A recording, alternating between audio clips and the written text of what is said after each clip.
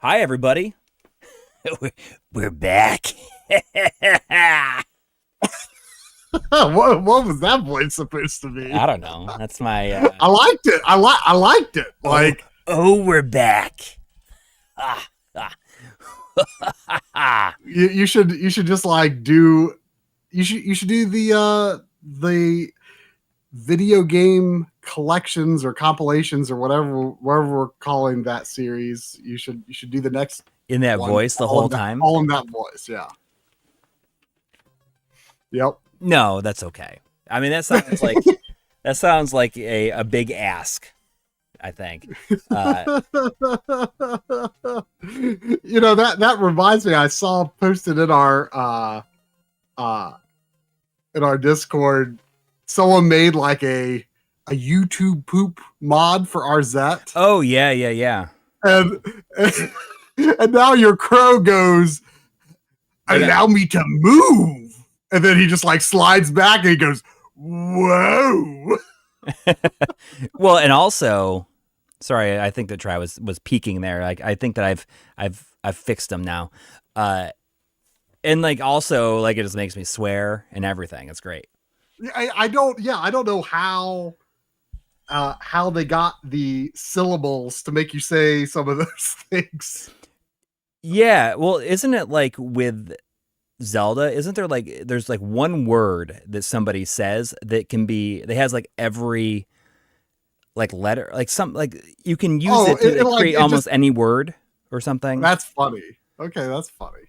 It's like I forgot what it is. I do not know much of the art of YouTube poop. But I think that there's specifically in Zelda, in the CDI Zelda games, there's somebody says something.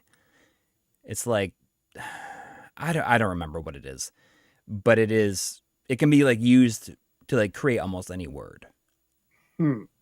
I think, and it feels like almost intentional. But anyway, yeah, we were not here last week because we were flying back from Long Island Retro Gaming Expo, which was as expected excellent. Yeah, we had a great time. It was definitely a pain in the butt to get there, but you know, getting back, it was fine. Hurricane related delays mostly. I wasn't there at all on Friday. I didn't get to the hotel until 11:30. Yeah, it was crazy, and I was supposed to get there at like 10:30 in the morning, the day before my flight was canceled, and then which wasn't such a bad thing because it automatically rebooked me on a flight that was 2 hours later, and it was much nicer to leave at 10:30 instead of 8 o'clock. So I could sleep in a little bit. But even then, you know, I had to fly from I had a direct flight from here to LaGuardia. And because it was canceled, then I had to fly to Detroit and then fly to here or fly to Detroit and then fly to LaGuardia. Coming back, it was a direct flight again.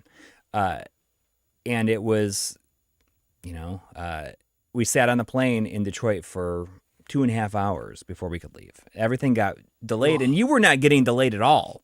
No, I was. I wasn't, and it was until you like really got delayed. Right. I mean, it was like I got to the gate 7 minutes before boarding, and then they just delayed a little, and delayed a little, and then a lot, then a lot, and we were like on the half or more of my time on that plane was like just like sitting on the tarmac. Yeah. Supposedly because they ended up changing our plane, so they had to get the luggage off of one plane and moving it on the other, and supposedly it had something to do with like cargo number discrepancies or something, but that's what they said. But yeah, that's what they said. Yeah, I mean, everyone was like, "Oh, I don't think that's true." Yeah. I see uncommented code said was also at Long Island Retro on Sunday, but never had the chance to bump into either of you. Yeah, I mean, we were mostly at our table, I would say, or at least one of us was most of the time, I'd say. Yeah. It was just in kind of the back room. Like all the YouTubers were kind of over there, like kind of their backs to that big column in the back. But it was a great time. I mean, it's a very unique show, I think, among game conventions, just mostly because of the museum that they do. Oh yeah. Which I gush about that every time I talk to anyone about Long Island. But this year it was significantly cooler than the last time we were. Just absolutely bonkers. I mean, it was so cool last time. I mean, I brought my camera to this show purely because I regretted not having my camera last time we went, which was 2019, we think. Yeah. Because they had all kinds of cool things in this museum that, I'm never going to own, but they're just good things to put in the B-roll archive, You got to upload those to the NES. I think I already. Okay, then that's good. I think I did. I did. Yeah, I did. I waited until after the Backloggery stream. I didn't want to upload them on Monday. I'm pretty sure I uploaded them Tuesday. I just didn't even look. So anyway, I mean, things like Satellaview and 64DD, set up for you to use. Things like, Sharp X68000, with rolling sound canvas, set up for you to play, Castlevania on, they just let people play this stuff. It's really, really great. And the way that it's like in the museum is just like among all the planes and everything. It's just like it's in the aviation museum. So yeah, it's a game museum within the aviation museum, and it's such a cool atmosphere, so unique. But this time, I mean, they had so many even more crazy things. They had, cool things like a super weird shaped Dreamcast TV. And of course, they had, the NES TV, the Super Famicom TV. They had a Wii U karaoke machine. They had 2 gigantic Sega Saturn boombox karaoke machines that were driven there from Seattle. Driven.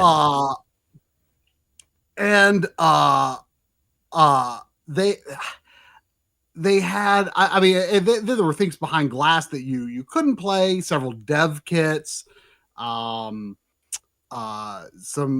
unusual console variants, one of, I think, 2 Sega Plutos known to exist.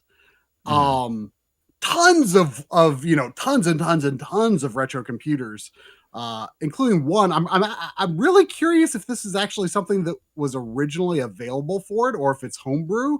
But there was this one printer computer, like a vintage Brother printer with a very small, ultra wide aspect ratio LCD built into it, and there was Tetris on it. just really crazy stuff. Tons of Apple IIs, Commodore computers, Amiga, just all kinds of stuff set up for you to use. I mean, it blows my mind. I mean, it's, weird stuff. FM Towns, Bandai Pippin, all this stuff, you can play it.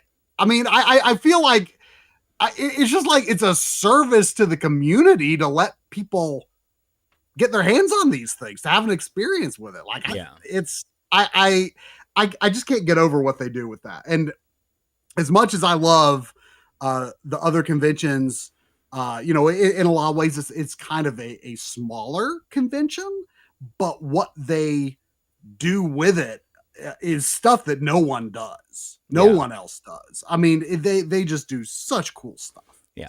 But you know what? As cool as all this stuff was, it was nowhere near as cool as creating AI songs using the Suno app on your phone. I'm going to start the game. But we no, will. That's not true. All that stuff is way cooler than that.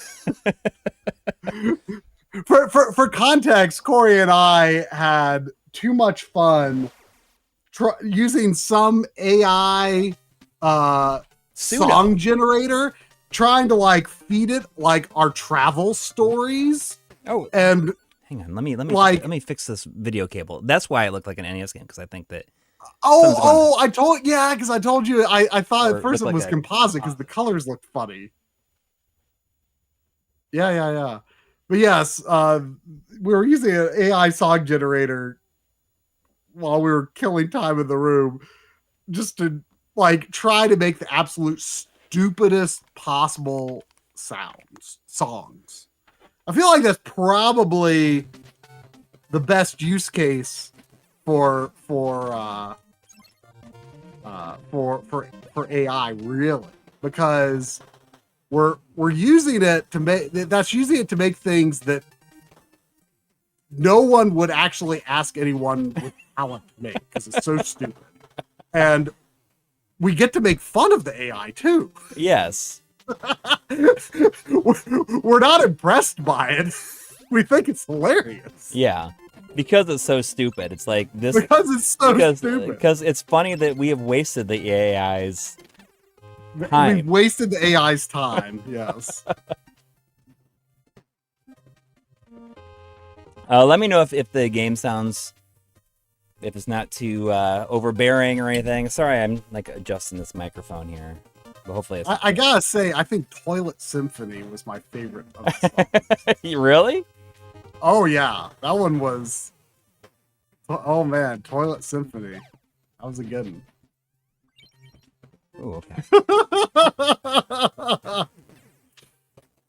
It was really fun. It was very fun, and it's what's very very funny is that, you know, I was still asleep and I woke up and you had been like awake for a while, and like that was like the thing that you woke up and did, apparently, like, is that you wanted to use that thing, like after discovering it, you were like, I really want to make this song. I want to see if it can. If it can make a song about Arthur from Ghosts and Goblins saying, "Where them cookies at?" Yes. How do I thought I would have to do something here. I don't know.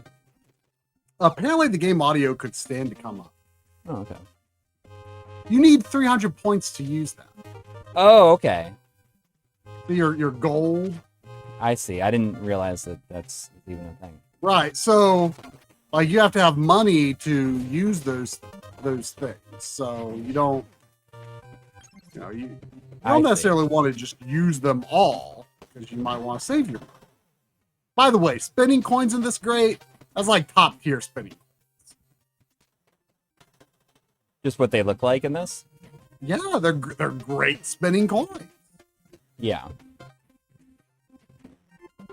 So the different like Greek symbol things. I'm in like a weird. You see like the like white weirdness coming from the side of the screen. When I move, like when it's scrolling, I see.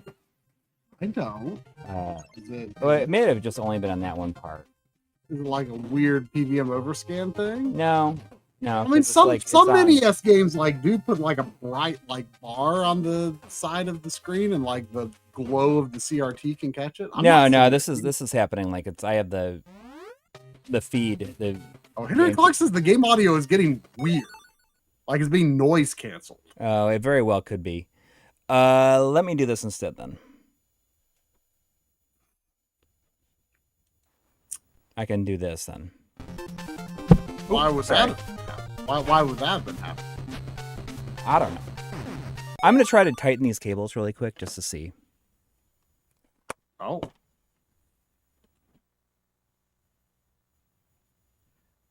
But anyway, those three symbols at the top of the screen, like different combinations of those make different helper robots. So you'll kind of want to, like, once you start to learn what they do, you might want to pay attention and like go for certain combinations to get the robot that you want.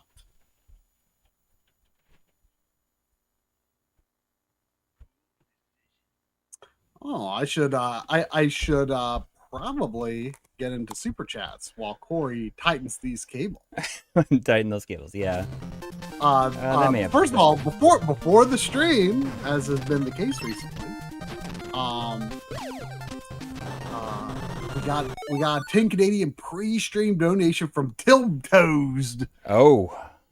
Saying, missed you last week. Have a great stream. What's your worst broken bone / injury story?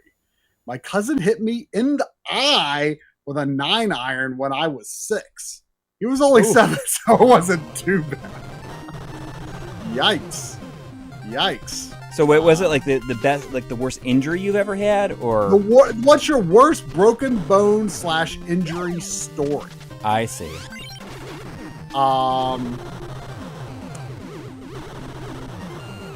I've never broken a bone. I have not either. I mean, since I'm not much of a sportsman, I have. I can't think of any like super severe. I've never really had like a serious injury. Yeah. I've like fallen out of trees and stuff like that, but.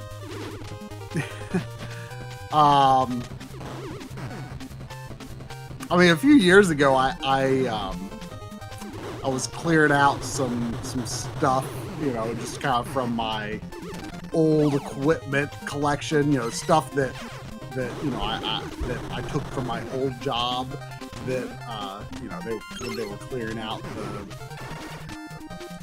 the analog video equipment archive, and stuff. I don't remember exactly what it was, but several years ago, I decided, I don't need this. It's not actually very interesting. It was a big, heavy thing. And, my parents had been building like a donation pile. So I was like, well, I'll just bring it to their house and then they can take it to donate with their stuff. So I went to their house and like it had shifted in the trunk. So when I opened the trunk, it just like tumbled out and like hit me like right in the shin, like really hard. And it hurt real bad. And I was like convinced it was broken. My mom's like, if it was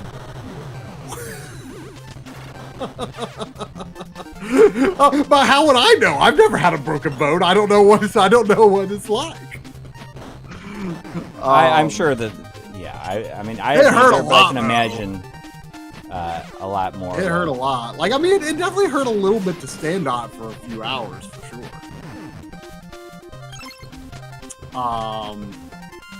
I'm just thinking if I can think of any like real bad injuries. Yeah. I mean, I've had some cricks in my neck. I mean, that's like probably like the most like debilitating thing. Mm-hmm. But that's not like, there's no like story behind why that happens. Yeah. Like it happened to me several times when I was younger. Like I've never had like an extended crick in my neck, like as an adult. Like it's happened a few times as an adult, but the first time it happened, I was in like 6th grade, and like my neck just like hurt so bad. I just like had to hold it at a certain angle. It hurt so bad, and I went to the doctor, got a neck brace. Took, I was actually the first time I ever took like pill medicine. Like I'd never had like liquid medicine before that point. Dang. I found it to be really challenging to swallow a pill. I mean, I guess I've fallen off bikes plenty of times.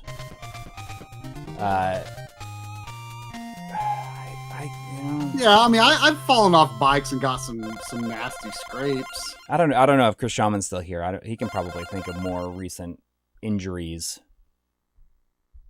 or I don't know, other injuries that I've had. Well, this has a stage select. I didn't realize. I mean, that. Yes, it does. I mean, it's not my injury, but probably the most interesting injury story that I was involved in was in junior or senior year in college, for one of my video classes. I directed a little short film. You know, we just had to make a little short movie type thing, and you know, it was, this, you were supposed to think this guy was like, you know, gonna kill this lady with a knife, but he was just like really excited to open up his birthday present. And he got so into it when he's like slashing open this box, like, Dude, he got himself. You can punch the bullets in this. Huh? You can punch the bullets in this. Well, yeah, I mean, what else do you expect a Shatterhand to be able to do? Shatterhand. But anyway, yeah, the professor had to take him to the hospital and he got stitches. So, my student movie was the cause of someone's injury. So Chris is mentioning like the highest potential for injury is when. Oh my gosh! Yeah, you've told this story. Yeah, I mean that's how could I forget about that? I don't know. I feel like I had something, but I don't. I don't think I have like anything that's where I've like really been hurt badly. Thankfully. Yeah.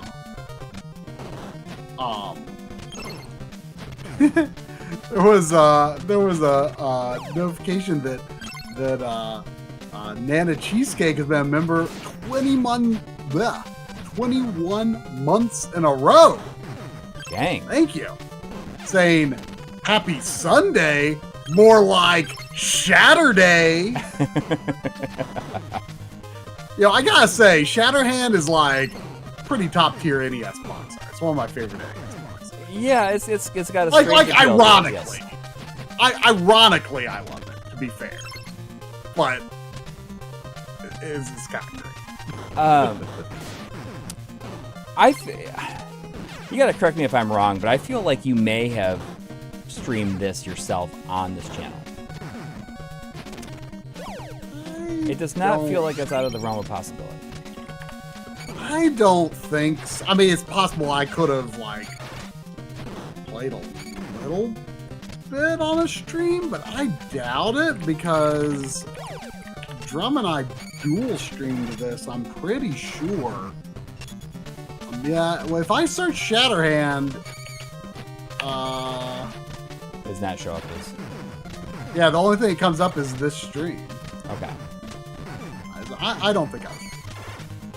Jeez. Maybe, I don't know if one of the stream Powerblade. Like, I always like kind of lump Powerblade and Shatterhand together.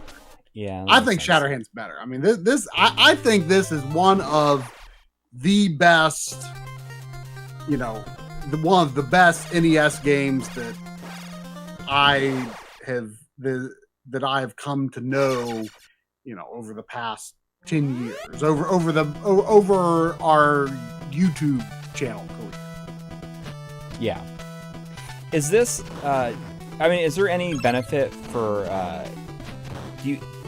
taking certain levels on in a row, or do you get like anything that makes one level easier than another? Yeah. I don't remember. I don't remember if you get anything for beating levels, to be honest. That's really good fake parallax, by the way. Yeah, it looks good. Yeah, I mean, this is a good one. This is a good one.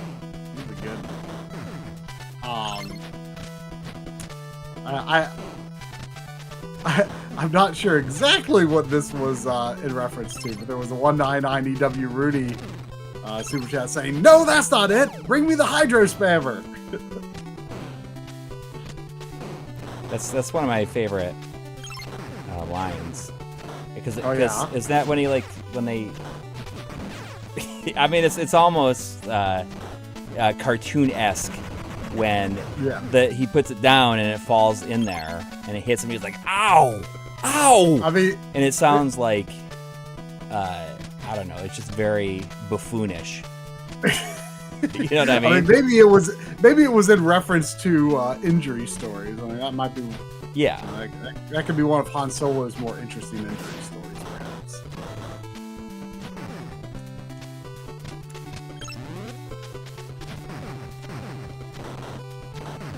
I mean, I feel like if you don't get any like certain items, then it almost makes like choosing the levels like it takes away a lot of the excitement around it. I mean, it's still. I mean, if it was a game with limited continues, then you know you could at least learn the levels. Some decent lava. Voltaire says the Famicom game this is based off of is also amazing. Yeah, it's I want to say it's based on like a tokusatsu type show. I don't think I've ever tried it.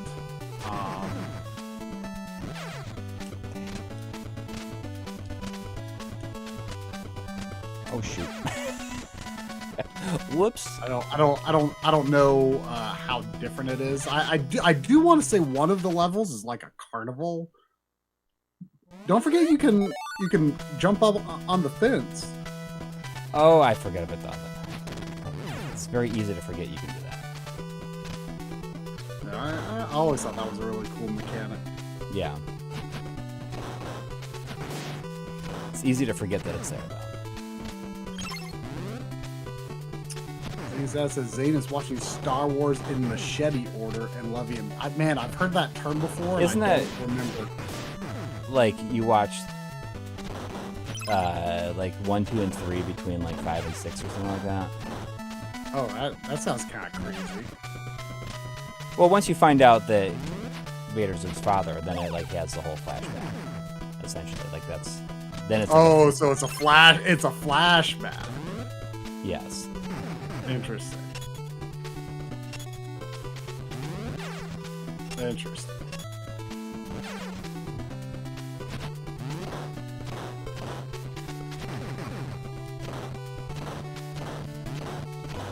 Conveyor belts are a little squirrely. Yeah. So did you tell everybody? You want to tell everybody like what you spent the big money on? I only did it because we had shirts to sell. Yeah. I mean, which the shirts are very popular at these. Yeah, I feel like sold... very stupid for not having had them made like literally years ago. Yes, they sold very well. By the way, I believe it's right there. The link to our merch is in the description of this very stream near the top. Yes. We should definitely be plugging it more often than we do. Yes. But yeah, this was only the second con that we've had shirts for sale at, and I mean we technically brought shirts to Milwaukee, but we didn't have. I can punch one. We didn't have a table, so it was just kind of awkward because it's like we would have to tell people hey, also we have shirts for sale when we were talking to them. So that format didn't work out for selling shirts. Jeez. But then, you know, I sold shirts. They did very well at Southeast Game Exchange, and then, but this was the first time that we were both at a con selling shirts. Yeah. Like, you know, you saw it was kind of fun, right? Yeah. Oh, yeah. I mean, I feel very stupid for not having done it sooner. Yes. So yeah. I mean, they sold great, and you know, whenever I go to a con, like I usually have this like I don't know what's going on here, but I'm not sure. Lots of slowdown. Yeah, but it killed that thing. I don't know if that was Whatever your robot buddy was, I guess. Save my booty right there. Yeah, I wish you remembered what what robot that was. But anyway, you know, I when I go into a con, I'm off. I like to bring a set amount of cash. I don't like to use my card at a con because that's asking for trouble. And so I brought my cash, and I often go in with the idea of like, oh, I want to buy like instead of like a bunch of little things, I want to buy like one like big thing. Yeah. And then maybe another thing or two. Which is exactly what I did. I did buy one big thing and two other things. Because the first day, I mean, a lot of good stuff, a lot of great vendors, but I was kind of trying to bide my time and be careful about what I chose. But I only bought 2 games on the first day. Well, technically the second day, but the first day I was there, Saturday. Which was Equinox for Super Nintendo and Fighting Force 2 for Dreamcast, which might sound like a strange choice, but I played like an hour of the PS1 version of that a few months ago and like found it to be weirdly fun. Like more so than the first Fighting Force. I mean, they're completely different games. But like I found Fighting Force 2 to be weirdly fun, weirdly compelling. I was like, I want to keep playing this, but I don't own it. So I saw the Dreamcast version, and I'm like, I'll try the Dreamcast version of that. I don't know. Everyone seems to hate that game. But I don't know. It was pretty fun, actually. Nothing wrong with liking what you like. Yeah. If I end up playing through it, someday, I mean, I wouldn't have bought it if I didn't intend to do it. Maybe I'll even stream it. Yeah, that might be a good stream. Maybe it will become like my go-to answer when people say like, "What's a game that everyone hates that you love?" It's always fun to get a new one of those. Right now, it's Amagon.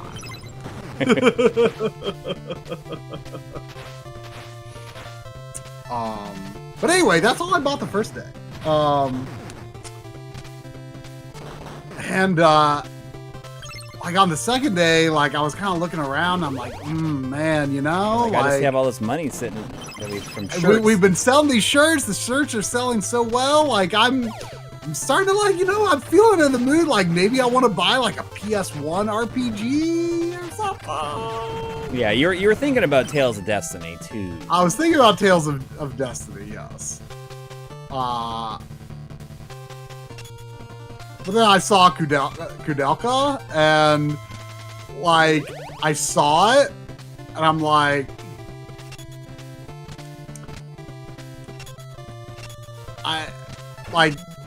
the camera zoomed in on your face, and you squinted your eyes.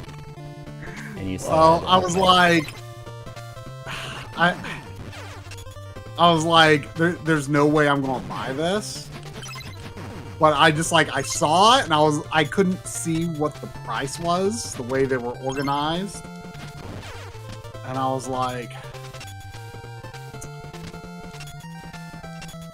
I asked like I know it's gonna be too much, but how much is Kudelka? I got out and it was 300, which is I've seen it for more than that. Yeah, I haven't seen it under 200 or under 300. I would be curious in a long time if Chris Strowman is still in the chat because he had a sealed copy of that. Oh, that's right. But I wonder how much he ended up selling that for. Yeah, he was gonna sell it on eBay. Yeah, it was like a promo copy from. I really would when I saw that, but I'm like, there's no way I could afford it. Yeah.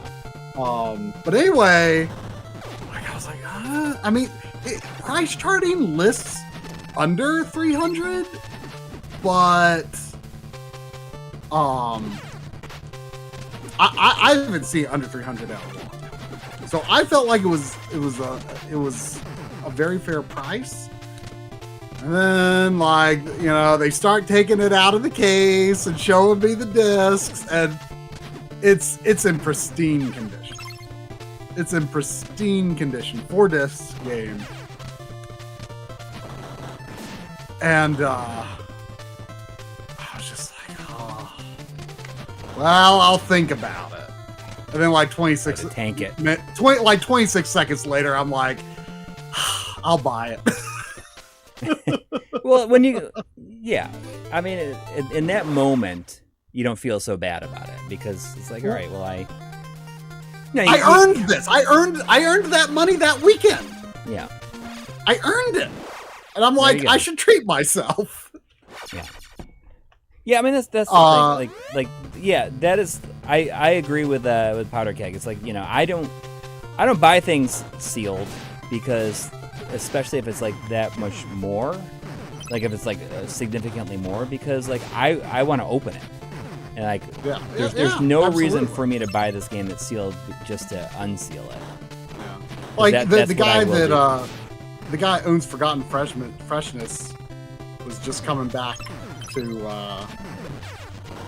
his booth when I was there, and he was showing what he got. Oh yeah, which was like he got a sealed Blue Dragon for DS, which he'd been looking for. Well, he'd been looking for like unsealed, but what he ended up getting was sealed, which wasn't really what he was looking for. But I don't know if he was planning to open it or if he was going to like maybe trade it for like an open one when he gets one in or something, you know. But you know, he wanted to open it. But anyway, but yeah, so that was my splurge, and I didn't buy anything else after that. So I was done. But that's like only the second time I've gone like in the realm of 300 for like maybe only the second time I've gone over 200, because I don't remember what Rondo was when I bought it. Oh right, I forget. It was probably between like 150 and 200. And the only other time I've gone that high was Shatterhand. Like, that's the only other time I've paid anything comparable. So this is a once in a blue moon purchase, and I feel good about it because I earned it. I sold them shirts. Yeah, you know, exactly. Oh, does Henry Clark have the photo from Mike Shamari? There we go. There's two photos. I thought I was making more of a grimacing face.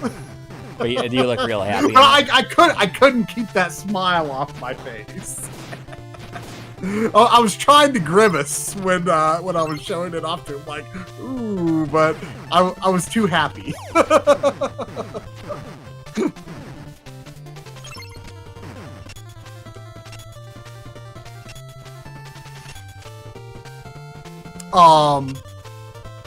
There was a $2 super chat from 60 FPS.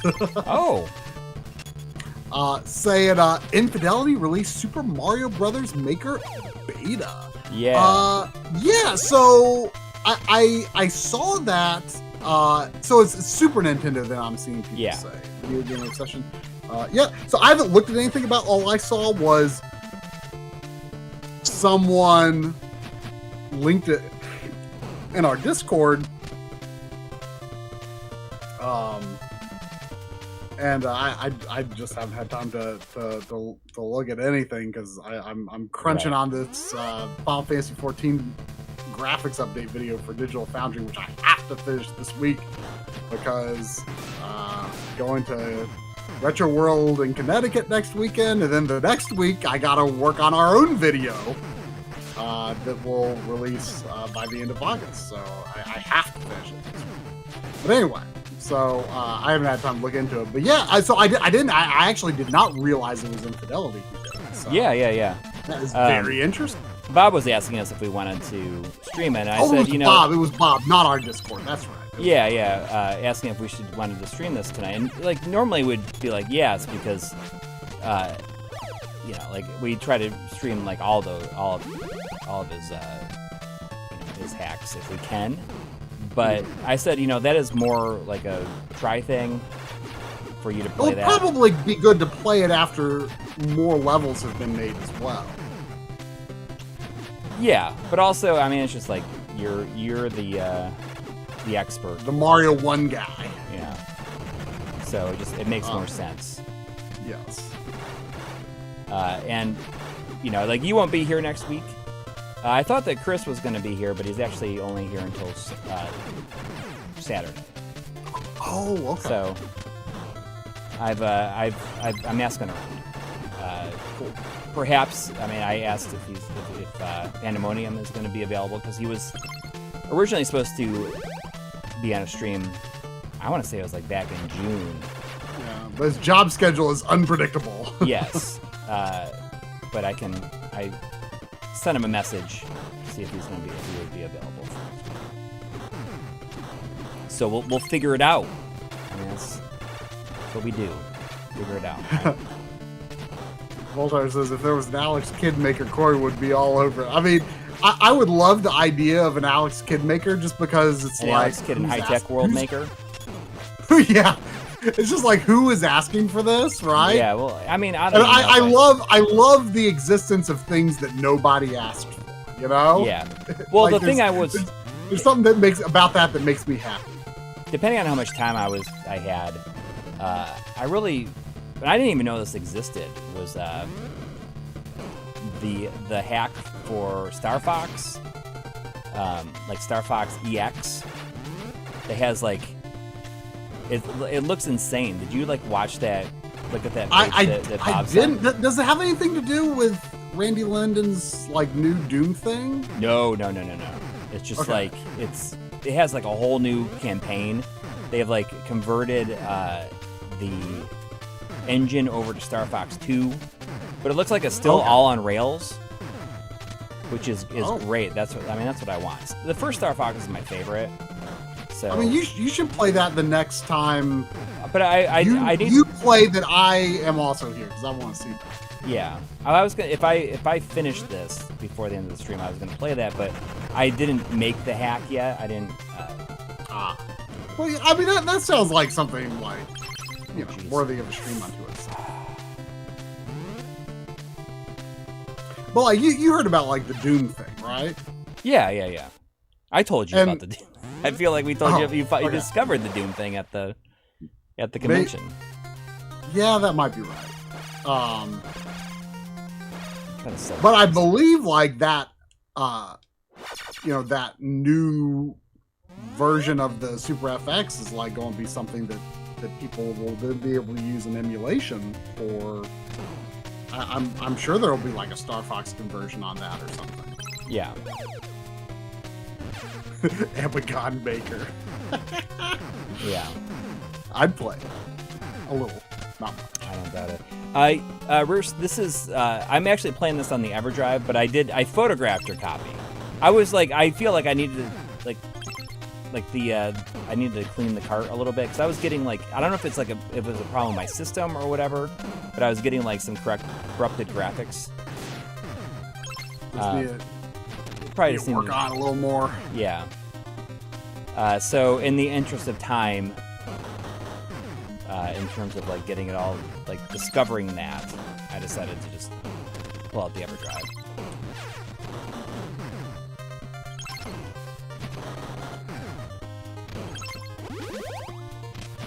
But it was supposed to. Yeah, it's funny because I saw a bunch of these toys at the convention. I think I told you about it, Troy. I was like, oh no, I didn't tell you about it. I did not see them at the convention. I saw them at a toy store locally, and I told somebody that I was like, someone just sent me this the Ghoul toilet from apparently Real Ghostbusters. I think it's from. So yeah. Wait, is it a new Real Ghostbusters toy? So I think that the toy store by me had a bunch of them like in the box. I think that they have reissued it, maybe. I don't remember that one, but like Ghostbusters were my first action figure obsession. Oh. I don't have any of them anymore. I've got most of my Ninja Turtles. We actually one backloggery stream several weeks ago. We while Drum had nothing to do, I think I was doing some more of those boss rush runs on Turtles 3 on Game Boy, and he was just sitting there, and I was like, oh, you know what you can look through is my mom found like a bunch more Ninja Turtles at their house recently, and I hadn't gotten through them yet. And so I brought the box down for him to go through, and there was also a ton of McDonald's toys too. Oh, which was interesting. But no, I don't have any like those anymore.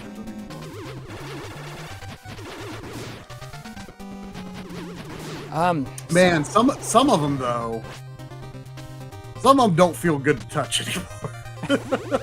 Like, you know, they've got like some rubber that's kind of just tacky to the touch. They feel like an hands. old DualShock 3 analog stick. Yeah, well, those will be like that eventually.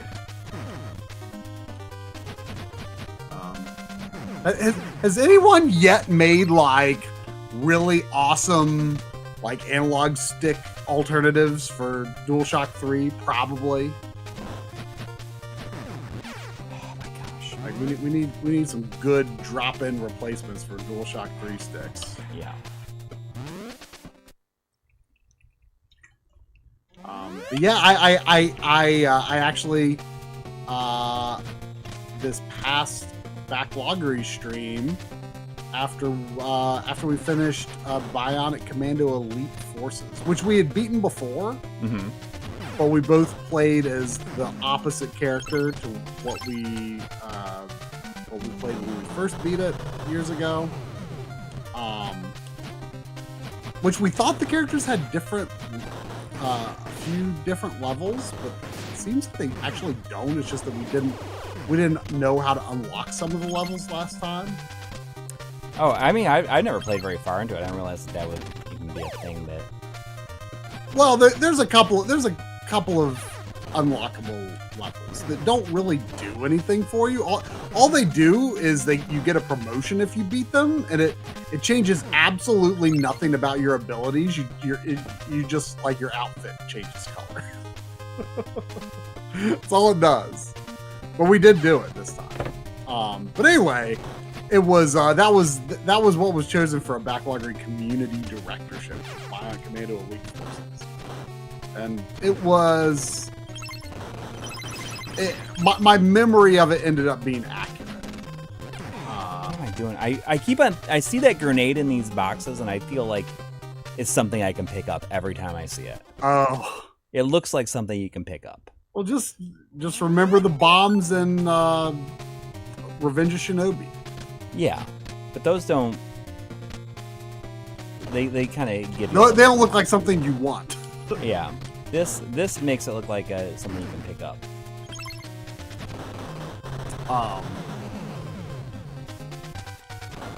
But anyway, yeah, we replayed that over 2 streams, and yeah, my memory of it was very accurate. Where like it's good up until you get to the city, and then like which is like basically like the second half of the game. The second half of the game is very, the first Bionic Commando on Game Boy is fantastic. Yeah. I think the level design is great. This, once you get to the city and then like the ruins and everything that comes after that, like it's it's just like leap of faith after leap of faith, and it's very frustrating. Yeah, it doesn't sound very fun. It's quite good for a while.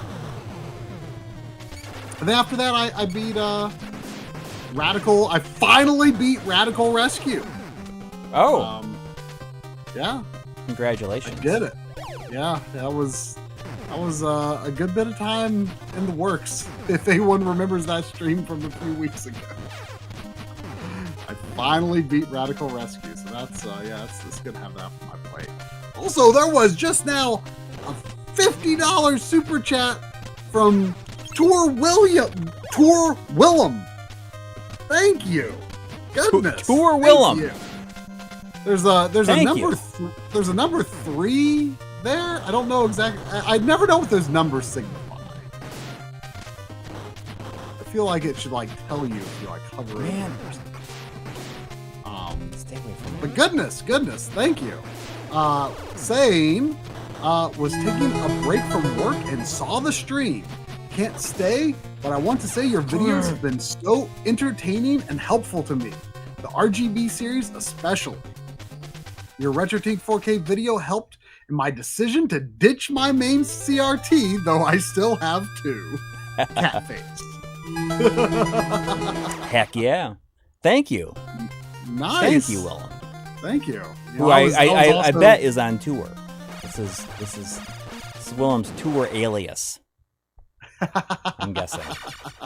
Yeah, like that was the break from work. Is backstage during the that's why they can't stay backstage during the intermission. I was actually talking to a show about the Retrode 4K earlier today because he and Mary just got one. Oh. Heck yeah. Yeah. And there was a $5 super chat from Jonathan Henson. Thank you, as always. Saying, Thank what's you. up, guys? Just sitting here updating my Mister, enjoying the stream. Nice. Yep. I feel like I need to update mine too.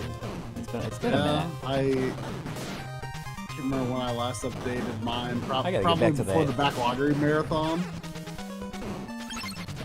I'm like having a surprisingly difficult time just with this game in general. Huh. Maybe I need to take it slower. Maybe. What controller are you using? Just the 8-bit Do NES one. That's usually my go-to. Yeah, I usually have a good experience with that one. Yeah. The D-pad is not as good as an original, but it's pretty close. Yeah. Pretty close. I see that Kaylee Gamer's saying they're adding this salamander to the Mister arcade game. Like I didn't realize. That's pretty awesome. Yeah. Or Salamander 2 would be really cool. Salamander 2 is I never played it until recently, but it's just an absolutely gorgeous game. And Yeah. the thing that made me want to try it out was there's a photo of it off of a CRT in an old issue of EGM, where it just looks so good. It looks better than HD. It looks so good in that screenshot. Because I don't know, if you ever look back at some of those photographs in the magazines, I feel like they just look better than games possibly could look. Well, I was kind of thinking, remembering this recently. I'm curious if anyone else has ever had this experience, when I lived in Delaware, but it was like the summer between my my freshman and sophomore years in college. And when I came home, the way that I set up my games for that summer was I was using that VGA S-Video to VGA scaler that I was using to play games on my PC monitor in college, because that saved dorm room space. But I was doing the same thing when I came home because my TV was not very good, and until I got the HD CRT. But anyway, the way that I set it up that summer, where my desk was, like my desk was in front of me, and then there was a window to the left, and you know my recliner was back a little bit from the screen, and I could look over into the window, and I could see the reflection of the game on in the window. Mm-hmm. And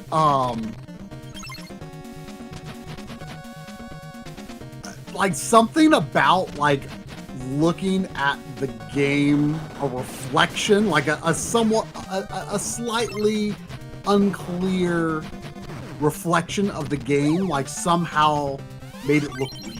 Like it made it look more real. Like, I don't know how to explain it. Like, I specifically remember playing Skies of Arcadia. And I would just, like, glance over at it every now and then. I was like, man, like, somehow looks better than looking at it directly.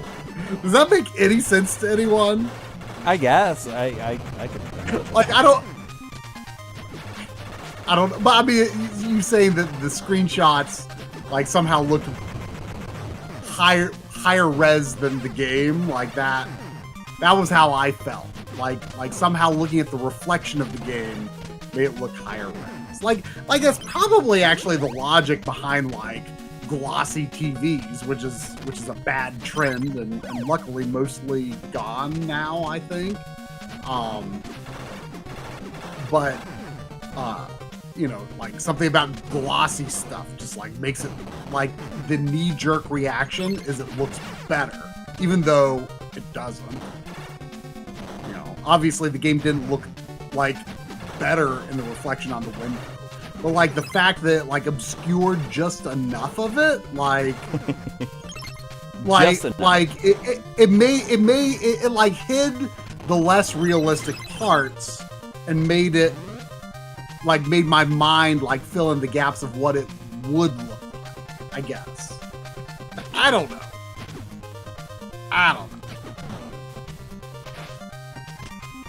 like the Shatterhand can like breathe underwater.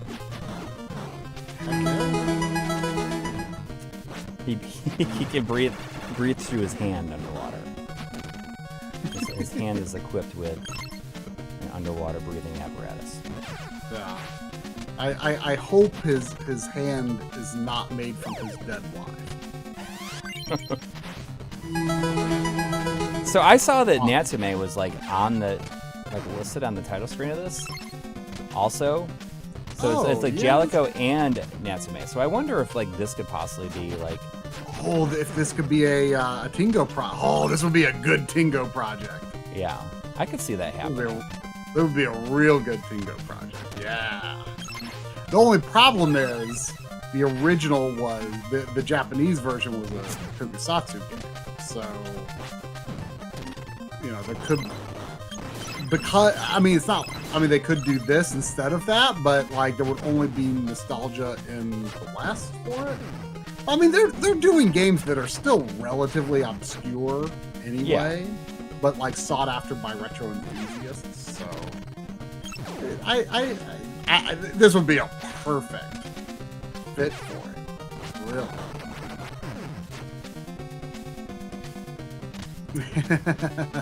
There was a $5 super chat from good old Enchilada saying, your $5 taco special, just saying, make sure you do not shatter your hand in Shatterhand.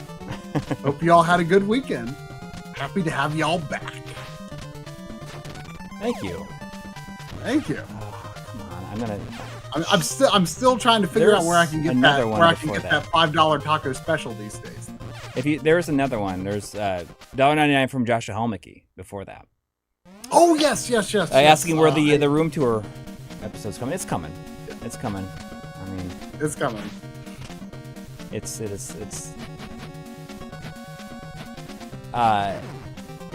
you know. We have to prioritize episodes that have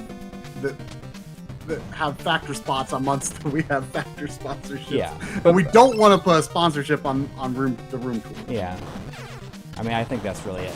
But you know, like. Also, you've been working on the Game Sack episode. Yeah, well, I don't think it hasn't really been announced or anything like that. But I mean, don't say what it is. I'm not gonna say what it is, but in a fun little thing. I mean, like I guess I told some people, like I told our Discord and I told some people at the convention. But when we stayed in Denver, before going to Yellowstone, we stayed with Joe from GameStack, who was nice enough to let my whole family stay the night at his house before we like rented our van and left. And Joe was like, at first we were just gonna record a ending skit for a follow-up on Britney's Dance Beat, right? And then he was like, you want to co-host like an entire episode? And I was like, yeah, of course. So we like shot all the on-camera parts when I was there, in addition to the ending skit, and then we, you could just do the reviews like off camera, right? So I got those turned into them. The last one today. So that wonder when it will go up. I don't know yet. I mean, he works so far ahead. Yeah. So you might not expect to see it for a couple of months. No, I mean, I think that when he gets all the stuff, like he just kind of figures out like when it would be a good time to release it. Because I mean, his stuff is like open enough that it's not like he needs to be like on a certain schedule. It's not like on a certain deadline. Like this episode only needs to come out at this time. You know what I mean? Video Game Obsession wants to know if you woke up at Joe's house with a copy of Green Dog under your pillow. I love the idea that Joe could be like the Green Dog fairy. Like, it just like goes around. Like I don't know what you lose to get a copy of Green Dog. You have to like put your teeth under the pillow for the Tooth Fairy. Yeah.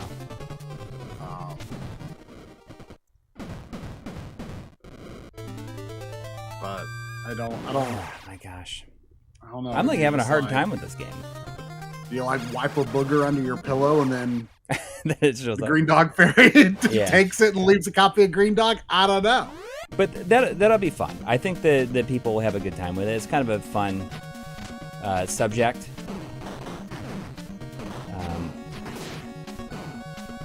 I'm looking forward to seeing like the stuff that he covered in it. You have to leave a game. I mean, I can say what the subject is, right? I mean, I don't tell. I'm not gonna say what they are. Don't say what it is. Okay. But I'll tell you, like it was kind of a thing where it took me a little bit of time to get into like writing it, because I am like not used to like writing like game reviews or like scripting game reviews so much, where I actually have to talk about it for 5 minutes or 6 minutes or something like that. Because a lot of times that we talk about stuff, it's in episodes where we cover like multiple things. Right. But I had a good time, and it made me feel like I should do this more often. Yeah, I'd be all because it's something that I used to do, but I just don't. It's just like something I don't do anymore. thought you finished all of the selectable levels. No. Wait, is there more after these? Well, I mean, I forget how many, but yeah, I mean, there's obviously there's at least one more level than the selectable. Probably more than that. I don't remember, but it's been a while. But I thought you had finished them for some reason. No, I've only finished one of them. Oh, okay. I ain't doing very good. Is what I'm trying to tell you. It would be cool if I was like more than that, but I definitely am not. Like you said, maybe you just got to be taking your time more. You're rushing too fast. Like watch the enemy patterns and just like I saw you just like run to that guy checking bombs. Like, he's got right up in his face without care that he was going to drop a bomb right at his foot. Well, some of these, I hate it that those guys with the guns, they don't shoot. They only shoot once you get up there, and it essentially requires you to punch their bullets.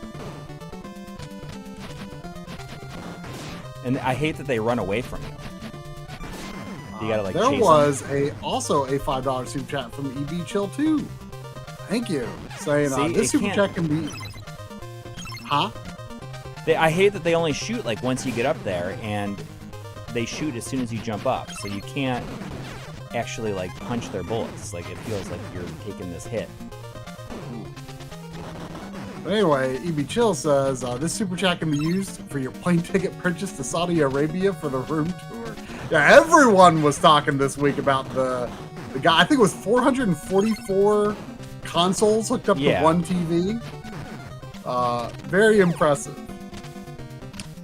He was clearly using the 16 input test smart switchers. Yeah. And a FrameMeister. Yeah. I wonder how that like. I would have liked to have seen more about his like analog video. I mean, I think a lot of things were composite.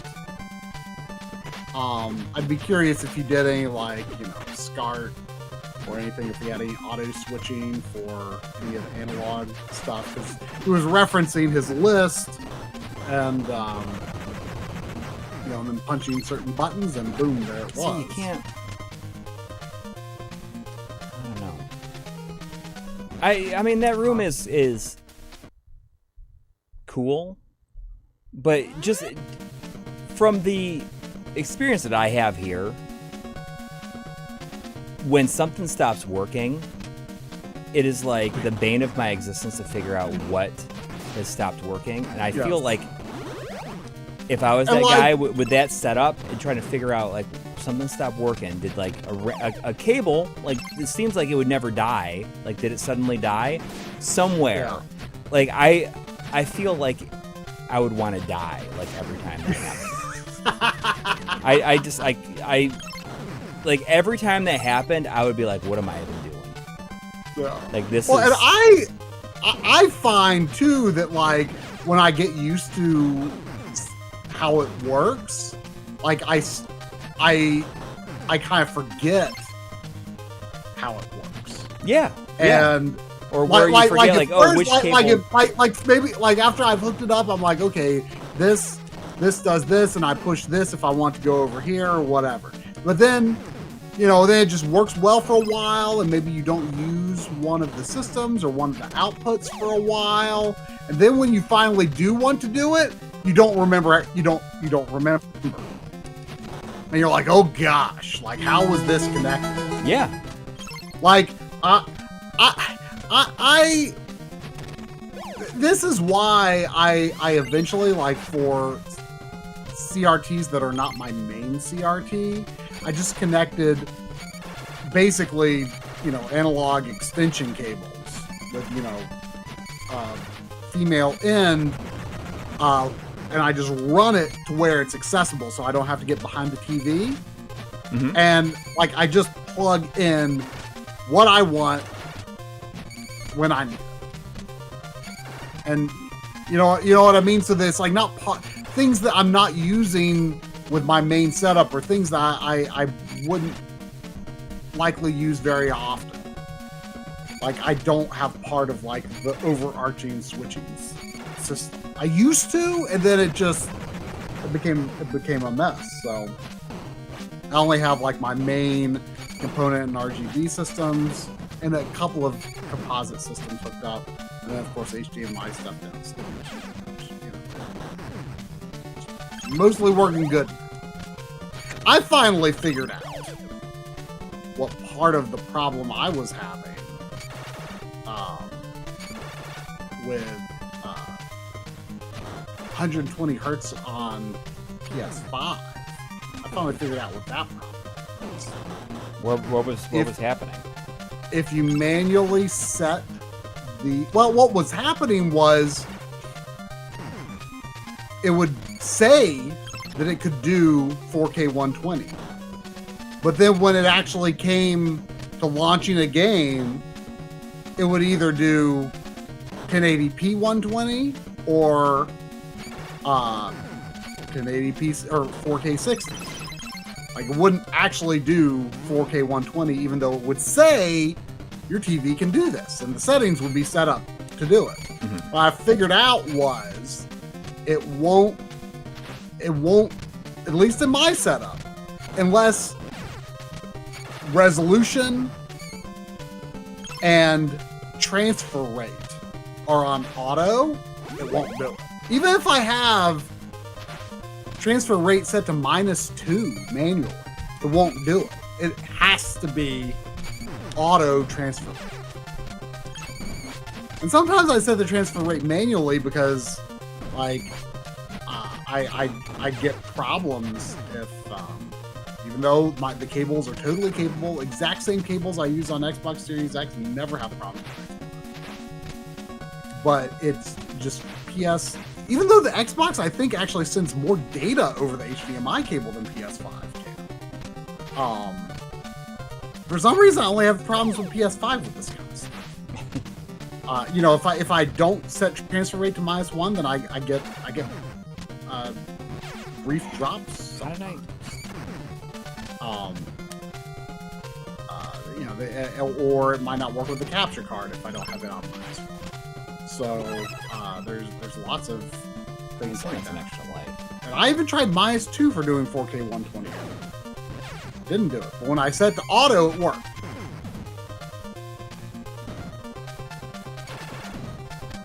Henry Clark says Xbox does 40 gigabits per second, PS5 does 32. So even if I have like the Xbox doing like the max stuff it can do with my setup, at least, like I don't know, like if like Atomos would be any more bandwidth than uncompressed 5.1, or you know, how much more like 7.1 or something like that would be. I don't know, but like, you know, if I have it doing the maximum that it can do in my setup, 4K 120 HDR VRR, all that stuff, never have a problem with the Xbox. PS5, if I want to do anything other than 4K 60, and even then, like I still usually have to set it manually to -1, or else I might get like a black screen briefly once an hour or something. Like, I don't know. Like, I have a lot of trouble with PS5 video. Do you use any like signal repeaters in there? I mean, it's short runs. It's a short run using the same cables that came with Xbox Series X. I bought a bunch of them. Right. Because those have been some of the best cables. But you still been having. But even those with the PS5, like I've tried those. I've tried, you know, Monoprice Premium certified 8K cables. Short run to the Denon 3 in 1 out HDMI 2.1, and then from there it actually goes to one of those EasyQ splitters, which I had trouble with PS4 until I used that EasyQ splitter. The EasyQ splitter seems to help assure the PS4 that it can do 4K 120. Yeah. because I can use the dip switches to tell it can. And if I don't do that, then it's kind of like, I don't know. But then you tell it can with the dip switches and it works. But exact same routing, Xbox never gives me a problem. But the PS5 is just like trying so hard to like hold your hand. Like with making sure like, ooh, let's not do nothing you can't do, even though you can do it.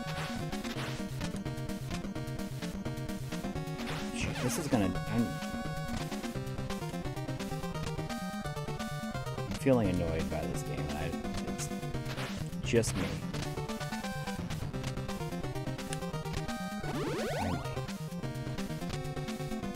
I don't remember having overly much trouble with it. You expect some level of difficulty from an NES game, but a lot of them, especially like the ones released in the 90s, had like continues and stuff like that, so you can manage. I know.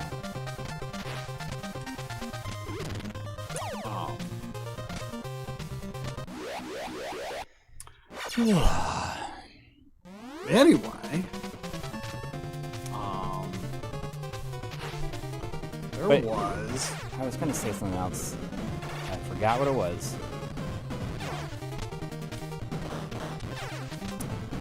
There was 10 Canadian from Scott Blurton. That's a fun name to say. That is a very fun name to say. Blurton. Saying, been meaning to pick up an MLiG Blu-ray, but home repairs have been eating up my income. Those went really quick too. Huh? The Blu-rays. Oh, like, you only brought like 10 or 11, right? Yeah, but usually that's plenty. Usually that's probably about what we sell. Yeah, so maybe it's like the synergy of the shirts somehow. I don't know. Yeah. How many more do you have? I think I've got like 20 or 21. Yeah, I'd have to look.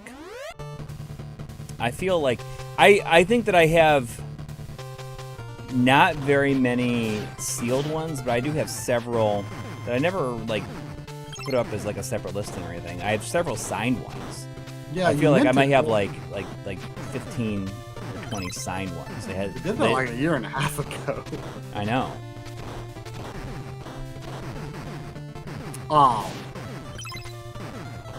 But anyway, Scott Wharton also said, I'm wondering how you put the Blu-ray together and have them produced, as I have to do that for one of my projects. Well, that is all you. Yeah, I mean, I like to author Blu-rays. I think it's very fun. But I can't remember the name of the company we went with that did it. Disc Makers. Disc Makers, okay. They're in New Jersey. Yeah.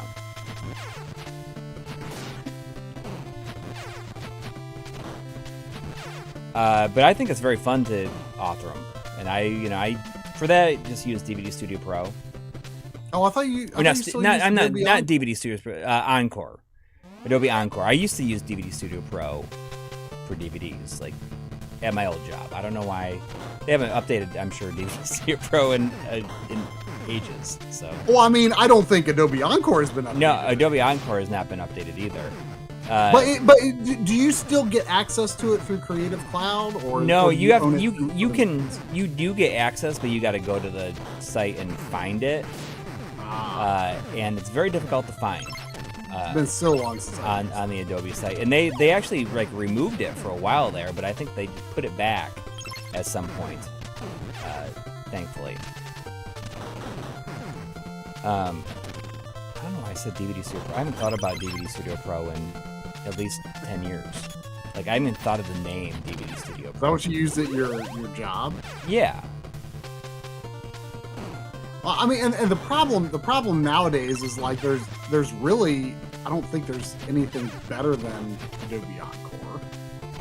Well, for like Blu-rays and stuff. But, there's no option for Ultra HD because UHD authoring, like the programs for it are like $10,000 a year. Like a annual license. Yeah, that's why, I mean, you only get like big studios. I mean, or not big studios, but I mean, that has to be like their entire business. Right. Like, I mean, there's a lot of boutique Blu-ray and UHD Blu-ray movie makers out there, but it's like it's a business model. So like, you can justify $10,000 a year. But like if you're just like some YouTuber and just thought it'd be fun to make a UHD Blu-ray, I mean, even if you're someone like the, we were in contact with the with Two Player Productions, we were talking about Two-Player from Double Fine, and they wanted to put like the Psychonauts documentary on UHD, and they just quickly discovered it's just even for someone like them, like it's just not feasible. Yeah. I don't know why I'm having such a hard time with it. But yes, it's just so it's stupidly expensive at this point.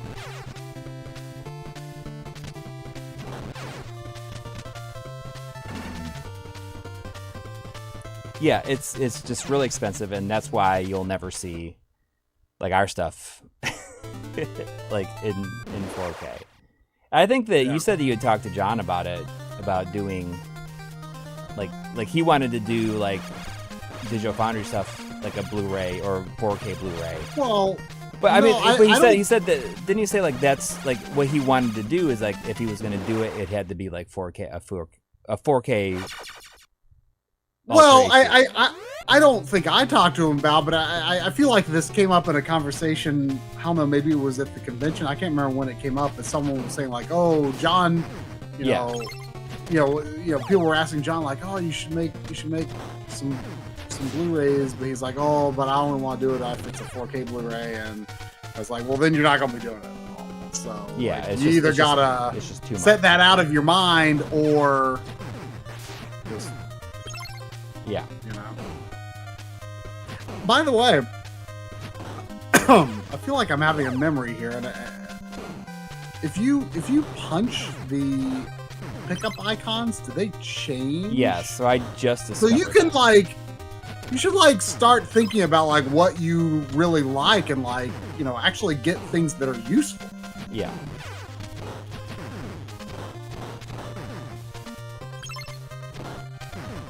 Yeah.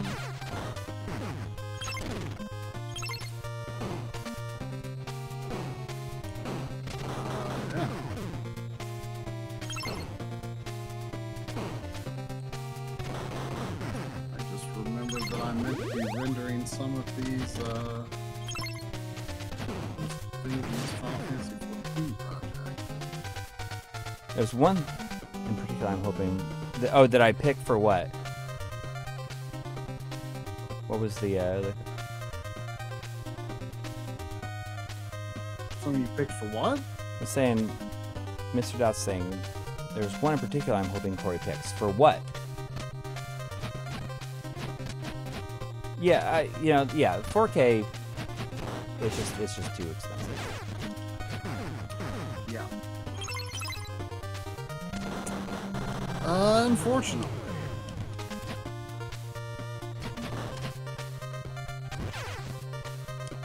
I'm a little annoyed with the respawning.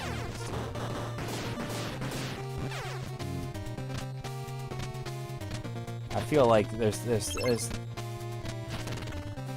lack of progress is wearing you down. Yeah, it's kind of been grating on me, and I wonder if I'm just not in the right frame of mind for this one. Maybe I'm not. So we'll go for a little while longer. I'm gonna keep on going, but maybe like the last hour, if I don't like make any significant progress. Does this game have passwords? I don't think it has passwords. I don't think it does. Which is fine. I saw that I was sent the ROM hack for that Star Fox thing, so maybe I'll try that. Oh. After a little while here. I don't think you can do 1440 either. Like, it's just not an option. 1440. for Blu-rays. Yeah. Yeah, video video standards be too picky for that. I mean, as it is, Blu-ray tops out at 1080p 24 and For progressive. 1080i. Yeah. So like, you know, to do video game content Yeah. on regular Blu-ray, it actually has to be 1080i. Yeah. And, you know, it still looks good when it's, you know, properly handled by the player. You know, it can look, you know, nearly as good as progressive. But, you know, I think a lot of people are surprised by that. They don't realize that limitation. I don't know what it is about that. I remember I was shocked when I was. Where are these coming from? Where are these guys coming from? Like just flying in from off screen.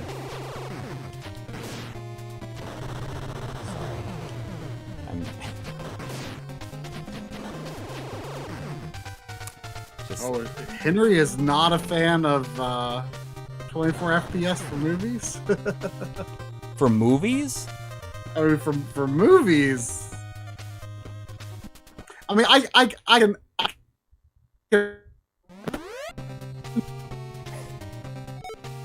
What? Did we lose you? Oh. You back? Oh, am I glitching out? You might be glitching out. You might be back now. I don't hear you. If it happens again, I'll stop this render because I told it to run a pretty heavy.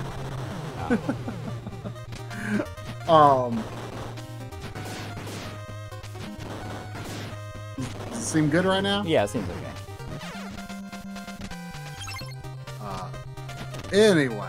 Now I 24 FPS. Like, it's just part of the movie look, but like, I mean, I can.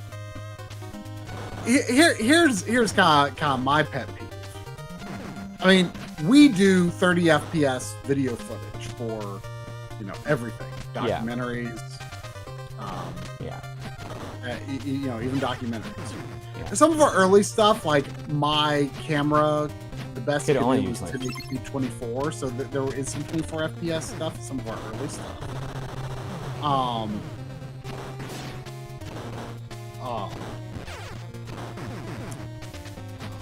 Yeah, I can agree that 24 does look juddery, like, you know, you got like an overhead drone shot or something.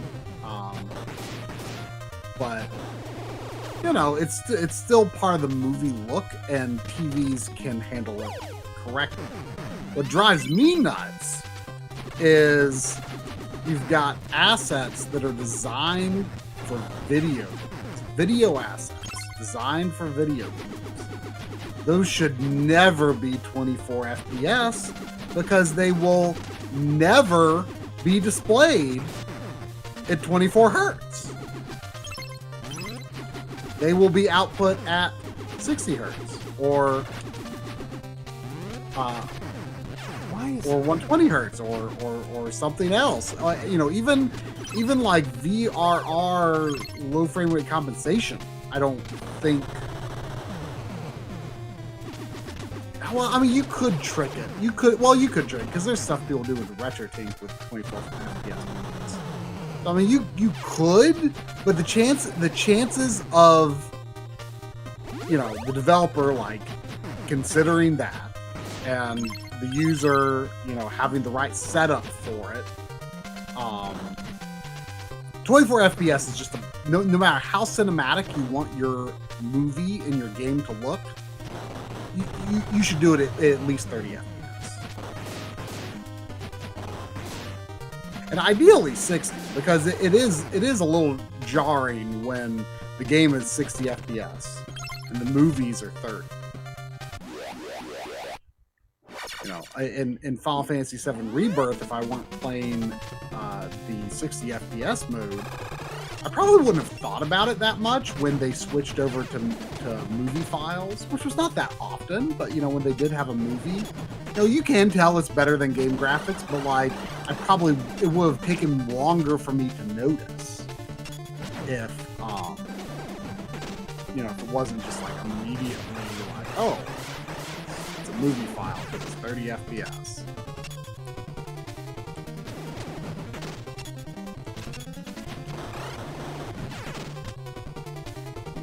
Yeah, I mean, I don't know.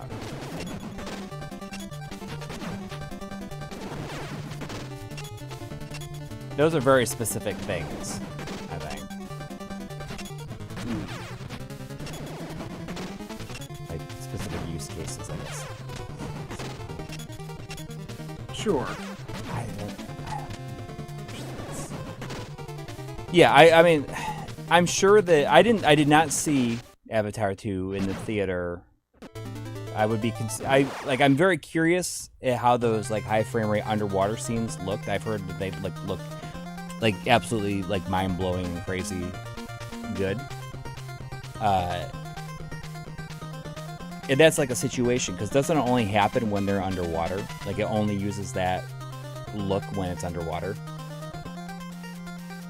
Can UHD discs not do 48 FPS? No, it can't. Is there no way to have that home? I don't think so. Try that at home. Yeah, I don't think that there is. But what I always heard, like, because I know that Avatar 2, like, the high frame rate stuff looked really, really good, but it would switch back and forth, like, from, like, shot to shot sometimes. Which was just really disorienting for a lot of people. Yeah, that sounds real bad. But I remember when The Hobbit first came out. All right, one more time. People were saying that the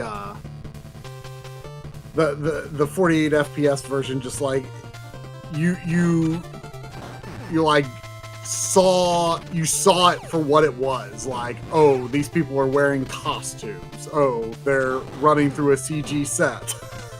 Yeah, well, I mean, that's... just like it just drew attention to the fact that this is not real. Well, you didn't get into that like movie mindset. Yes. And I did not see it in that way.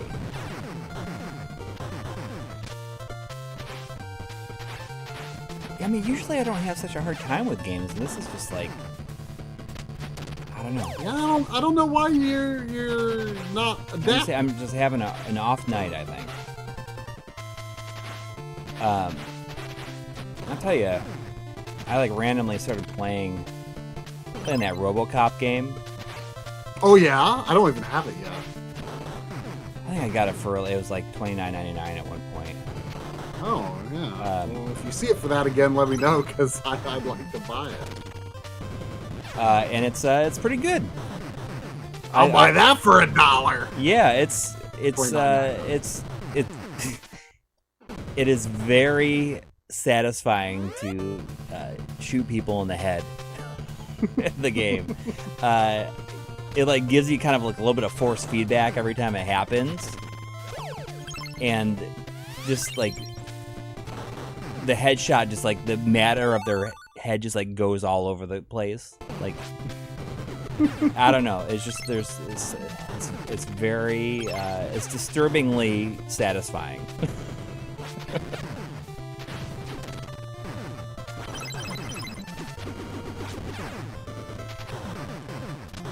I don't know. Would everybody be okay if I actually like switched and tried that Star Fox hack, see if it works? Yeah, go for it. All right. I'm gonna have to switch off your feed though, because I gotta grab it off of Discord. You're still there, obviously, but you can't see ya. Oh. But we can hear you. Well, I don't know My stream must be behind. Oh, my live button was not red. Oh, why did I disappear? Because you're I'm doing grabbing off computer of stuff? Discord and.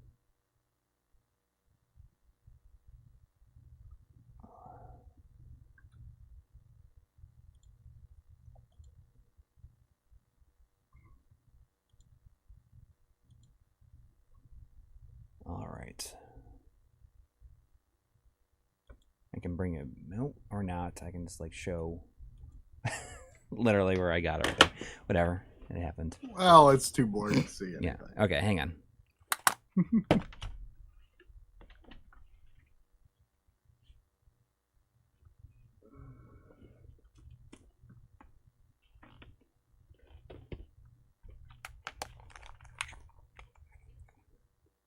All right. Let me just put it on my SD card. There's like 3 different versions of it, and I'm just gonna put all 3 of them on here because I don't know which ones will work and which ones won't.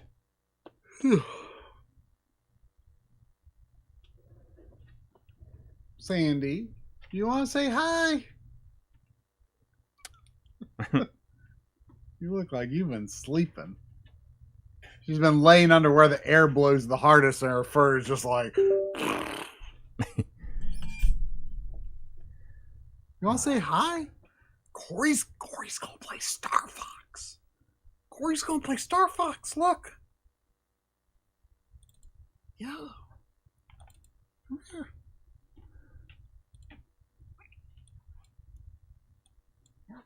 Coury's gonna play Star Fox. Come say hi. Sandy, come say hi.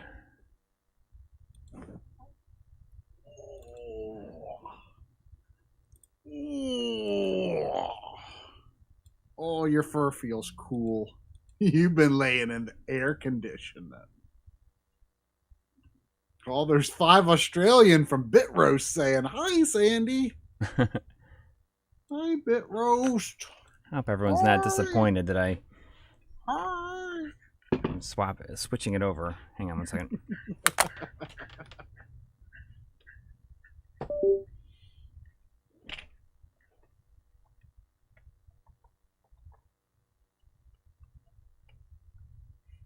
That's right, Nelly. We're going to the Lilac system.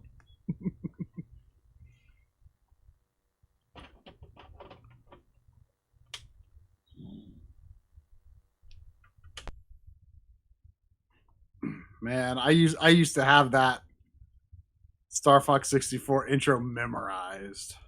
Really, basically the whole game memorized. Corneria, 4th planet of the Lilac system. The evil Andros turned this once thriving something into wasteland something.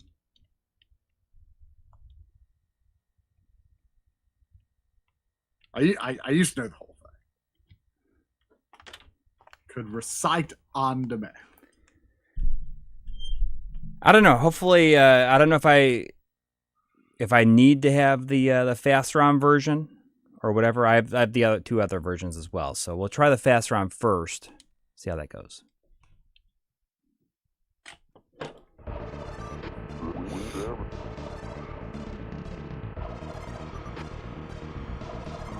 Looking promising so far. Yeah. You may think the galaxy. What's it? Luigi?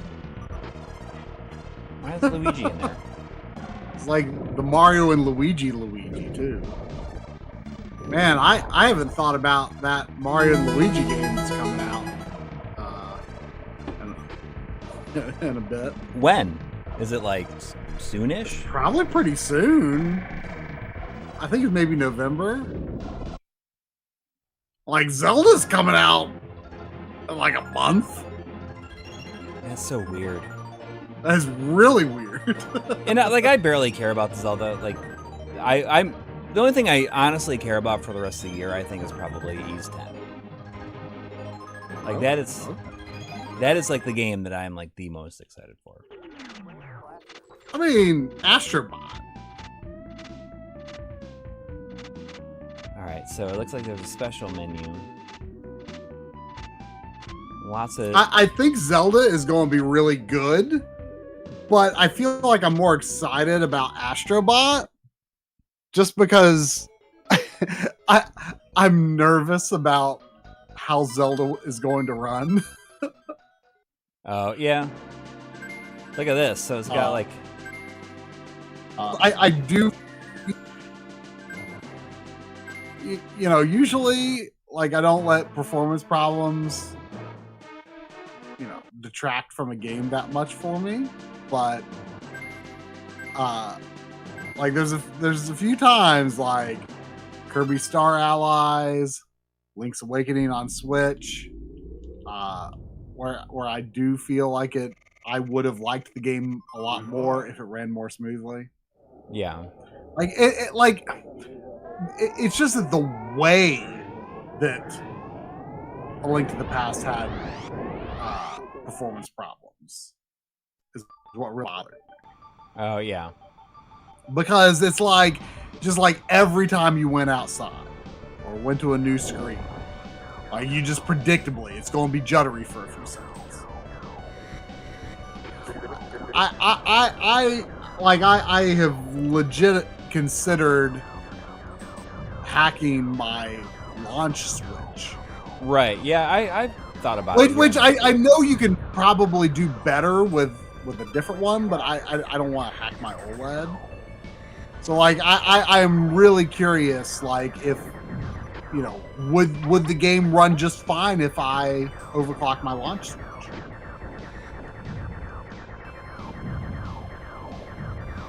And is that like a proven thing? Is it like, I guess that probably is well known. I mean, I don't know. I mean, Henry Clark says Link's Awakening's performance was mostly fixed with overclocked memory. I don't know if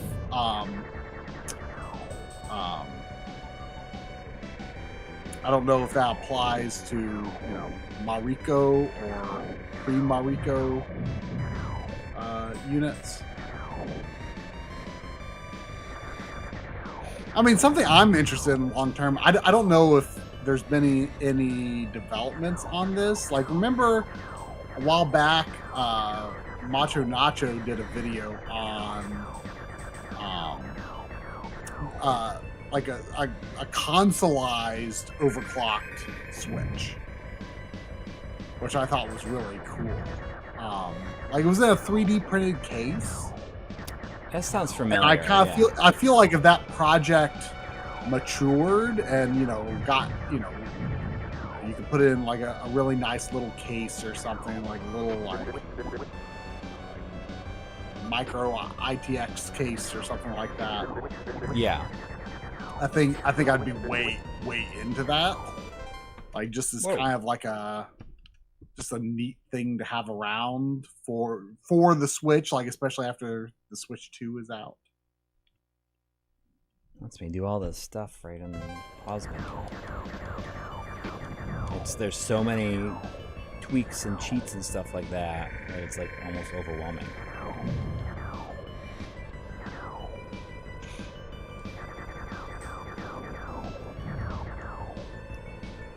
I think you can like customize your ship and all this other stuff. But I do think the new Zelda looks like a really great game. Yeah. I'm just curious if I can improve my experience with it in the here and now, because it's not a game I would not want to wait long to play it. But I'm nervous. I'm more excited about Astrobot because I know that's going to be amazing. Oh, look, it's like... Yeah, it does look like a Link, doesn't it? Like a Deku Link. Yeah, I mean, I never even played... Like, I did not finish, like, the Link to the Past Switch version. I mean, like with those coming out, like I mean, Link's Awakening. Yeah, that's right. Yeah. I wish they'd port Link Between Worlds. I know. Maybe they will eventually, but I don't understand why they have not done it. There is so much untapped potential for 3DS ports. Yeah. I mean, this gen they did the Wii U ports. Maybe next gen they'll do the 3DS ports. Mm-hmm. Perhaps, but I wonder how well Luigi's Mansion 2 is done, and if it sells well enough, then they would be like, oh, okay, we can just do all these other things with relatively little development time, probably. Yeah. I think people already have, younger people mostly already have nostalgia for 3DS. My understanding is that 3DS game prices are bad. Is it just my stream or no? It's the map kind of jumpy. It's jumpy. I don't know if this has to do with the fast ROM or whatever. Yeah, if it's the fast ROM version that's causing it. Yeah. Is this a bit more for running in emulators? No, I mean this version is advertised as being playable on real hardware with the with FX Pack Pro, but I wonder if the fast ROM might be just running the game as fast as it can, and because of that, it's running fast and slow and fast and slow. And I wonder if it would just be better if it just maintained the same frame rate of the original version and just stayed consistent. Bitray says you could argue some of Link Between Worlds relies on 3D for puzzles. I honestly don't remember that specifically. But I always felt like I was kind of a minority of really loving and almost always using 3D on 3DS. I felt like most people hated it. I used it for almost everything except Pokemon, because Pokemon only used it in battles, and it made the frame rate so terrible in those battles. Pokemon and I forget what else. There was another game or two where I just thought the 3D wasn't very good. I didn't use it, but generally I did. I don't think I've never been a fan of having the reticle. Oh, snap back? No, the little targeting reticle. Oh. I don't know. It's just. I feel like it just gets in the way. Look at it, just going nuts right here. I don't know. I just like the original more so way more than 64 or anything. I just really like it. I not in the original. I think it really holds up because, like I said, I was always afraid to go back to it because, weirdly enough, I played Stunt Race FX back in the day. My buddy Enchilada, who's in the chat, I played Stunt Race FX at his house, but our other friend, he had Star Fox, but our other friend told me, he said, "Oh, I hate Star Fox. Ugh, that game's terrible." And so I just took his word for it, and I never played Star Fox at his house when I had the opportunity to. I played Stunt Race FX all the time, and I loved it. So I probably would have liked Star Fox a lot as well. And me and our other friend, we didn't get convinced to buy Star Fox 64 until the Nintendo Power Tape came out. Oh. And then my friend got it day one. I stayed at his house overnight, and I went to KB and got it the next day. So that was my introduction to it. So I loved it, and I thought going back to original Star Fox would be really, really tough. And I was afraid of it for a long time. Then when I finally played through it, I'm like, this is great. Much like Stunt Race FX, I feel like the controls and level design are designed with the frame rate in mind. Yeah. It doesn't matter that it's a low frame rate game because the game is designed like they know the limitations of this, and it feels good to play. The level design is solid and compelling. Yeah, I agree. I never thought about the frame rate being bad until someone like said, you know, like within the last 10 years, oh, the frame rate's not very good. I mean, I definitely remember. I never felt that it never felt bad to me. I guess I just never thought about it. I remember definitely thinking like, oh, like Stunt Race FX, like run slow or whatever. I don't know what I would have called it back then, you know, frame rate or what. But like I noticed it was different. Like same with like Faceball 2000, for instance, right? I remember like, you know, noticing like those games ran different than say something like Super Mario Kart. But to me, they were all 3D games. Like Super Mario Kart was a 3D game to me. Like functionally, I kind of think it is, right? Like, yes, it has limitations. Like you can't have like hills and stuff, but like it's functionally a 3D game. I didn't understand like the ROM version. I'm gonna try it. I didn't. It just didn't click with me. Until much later that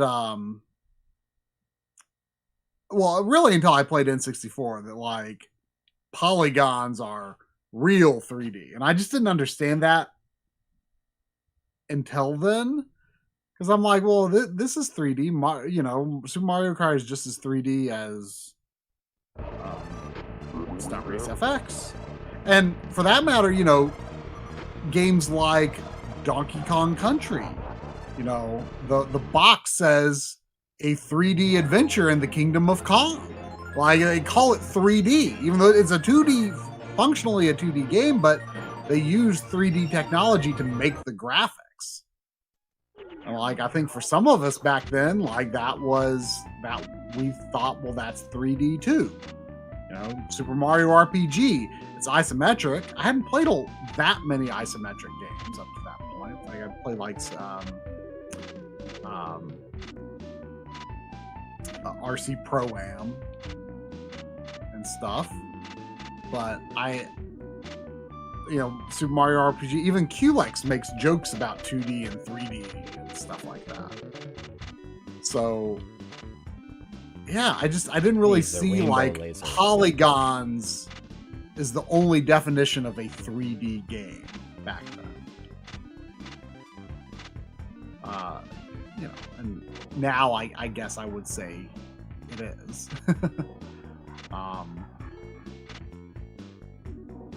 Bouncy death mode.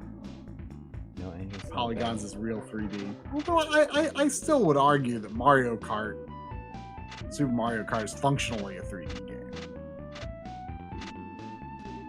Sega Scalar Tech is 3D? I mean, yeah, it is. I mean, I think stuff like Rad Racer and Mach Rider. Oh, look at different ships you can 3D. use. That's 3D. Well, let's use the R-Wing CX. Base area is 3D? Why not?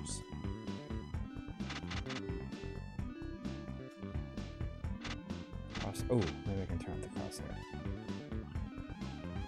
Yeah, Coury seemed to just not be in the right frame of mind for Shatterhand. He was. Yeah, I was. I mean, I didn't get tired of it. I was just not having a good night with it, I think. Yeah, I mean, I don't remember having any more trouble with it than, you know, I would expect for a typical Infinite Continues NES game. I mean, I'm sure I remember it being challenging. It was a while ago, though. It was a while ago. Yeah. You know, I meant to show this earlier.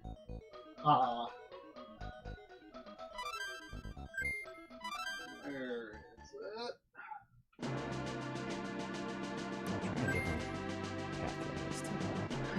I actually kind of actively enjoy, I don't know how well it'll show up on camera, but my Shatterhand cart is very nice, but it has a crack Ooh. Just a little crack here. It feels appropriate. It's been it's you know.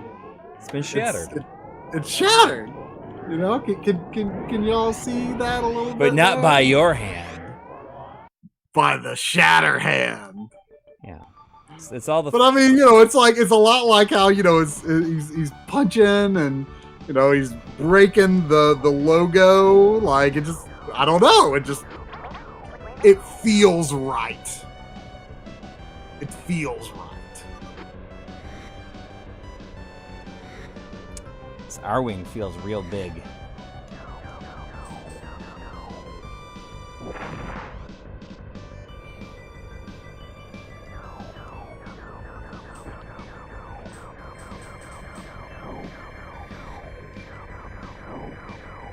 Does this ROM feel like it works any differently?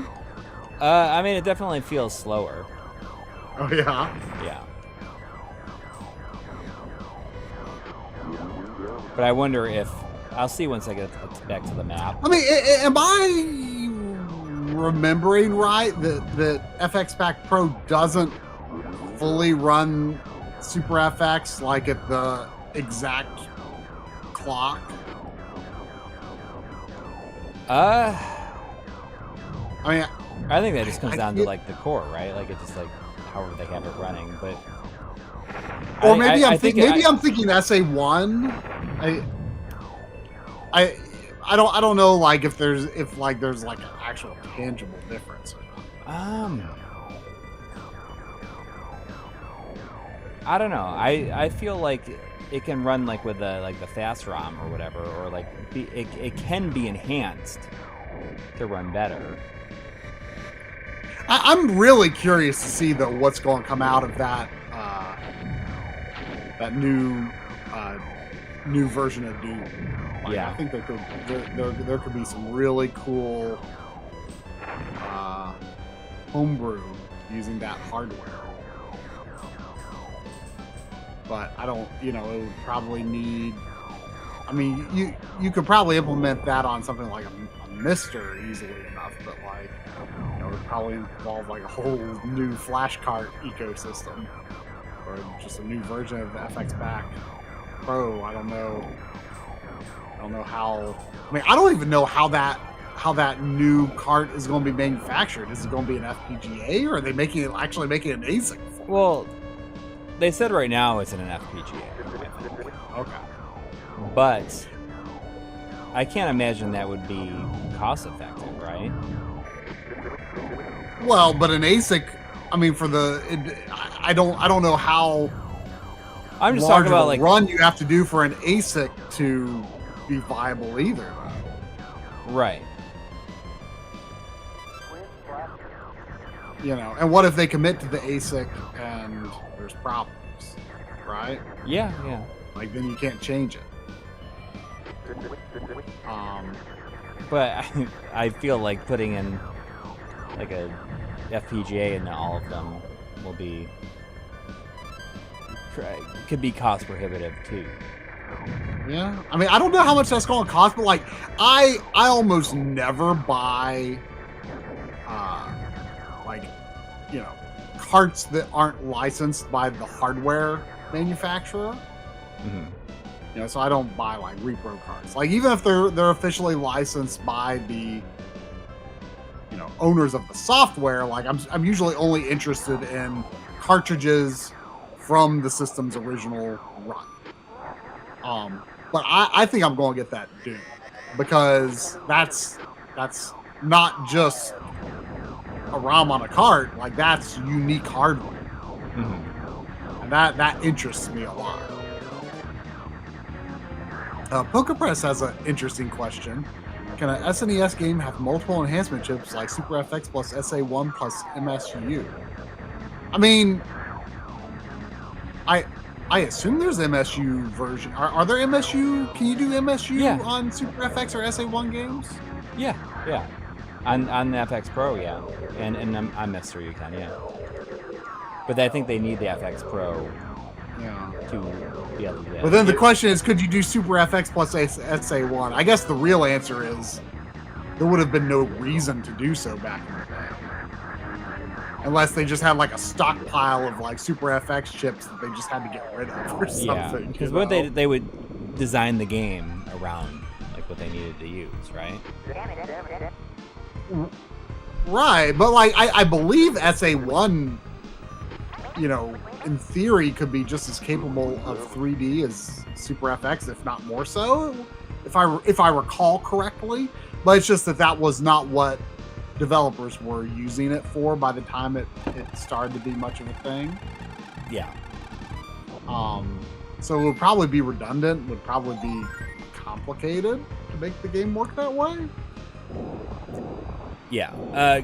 Guys Safari, I'm the same way. Like I will buy like the stuff that Retrobit is doing. If it's something that never got an official like US release, that doesn't fix that. I hate like why did the ship go backwards? I hate the fact how did that like the ship like backed into the planet? I don't know why. I mean, what I would prefer to do, Guy Safari, is like if there was a emulated version of that game on like the Switch or the PS4 or whatever, like I would get the Switch version, even though it's emulated. I would still choose the Switch version over a reproduction cartridge because the Switch cartridge is a officially licensed Nintendo cartridge. And even though the Super Nintendo cartridge or whatever might be a... So it's more about like where the cartridge is like from, like even though like, you know, the Mega Man Wily Wars that came out, like that was like sanctioned by Capcom. Right. But for me it's about like I'm only interested in carts from the time when the when the original platform holder was making them and licensed those carts. Right. Like, I don't even get Tengen cards. Like, you know, I just don't. Just not personally interested. Like, I just, you know, I want Nintendo. Like, for me, like, with, like, the Retrobit stuff, like, I won't buy the stuff that, like, was already released. You know, it's just, like, a re-release. But if it's something that has, like, not come out before, and it's like essentially like that is like the official like US version of like. But like I'd Eliminate still Down rather have and an. Glaylancer. I would still rather have but Glaylancer. Although I'm not sure if it never got it was not. It never got a physical. Like, wait, I thought it did. You know, I actually. Like, now that you say that, I feel like it might have been. I thought Limited Run did pre-orders for it. You know what? Now that I think about it, like it may have been included with something. I don't know. Like that was definitely like over a year ago. Like it was definitely over a year ago that happened. But anyway, I would. Did that ever come out? Will you look that up? Because that sounds familiar, and I want to know when that was. I mean, like I don't feel like it. I don't have it. No. I could have swore there was like a Switch. There was, and it had that and something else on it. It was like Wings of War or whatever. Noog or whatever. Gnug. Yeah. Okay, here it is. Glaylancer and Noog combo pack. I don't know when it was up for order. If I missed it, then I did not intend to miss it.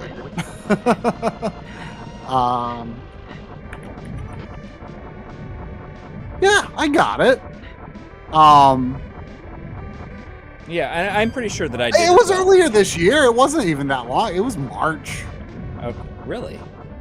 Yeah. Okay. Well, I ordered the Glaylancer like before then, but like that kind of stuff, like, you know, I'm fine with it, especially like Wily Wars, which, you know, like will never get like probably another release, like an official. But see, like for example, Luigi like let's say that Glaylancer is bad emulation. Like I would still like just for my collection purchases, I would still prefer to have that be the what I own. If the emulation's bad, I'll just play it on Mystery. I don't know. That's just my personal logic. Don't get me wrong. I think all that kind of stuff is cool as heck. But it's just like, that's just where I draw the line for my own collection. You know. Mhm. You know, there's not enough space in my house or time in existence or money in the bank to invest in everything that I could potentially be interested in. Yeah. So that's just where I draw a line for myself. Yeah. And it's not necessarily a hard line, like, you know, like I bought that like Shabib and Manzir, but that was like before I'd really thought about it too much, you know? I was kind of like, I kind of regret this. But like that Doom, I really want that Doom. Because that, to me, that's different. It's new hardware.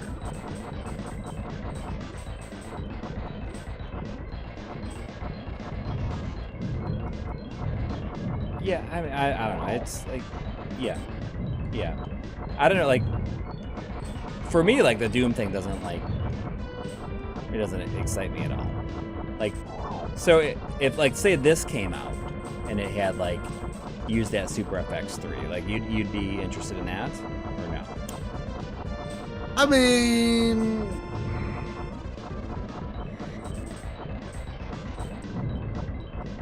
I don't know. I mean, you know, this new content looks fun. It's a little silly. I mean, you know me, I tend to be like kind of vanilla in terms of like, you know, I play ROM hacks and stuff. Like again, like I think that stuff is cool as heck, and I'm glad it exists. But like, there's so many other things that I am interested in that I don't have time to do as it is. So like, I just like I kind of tend to go for the vanilla game experience.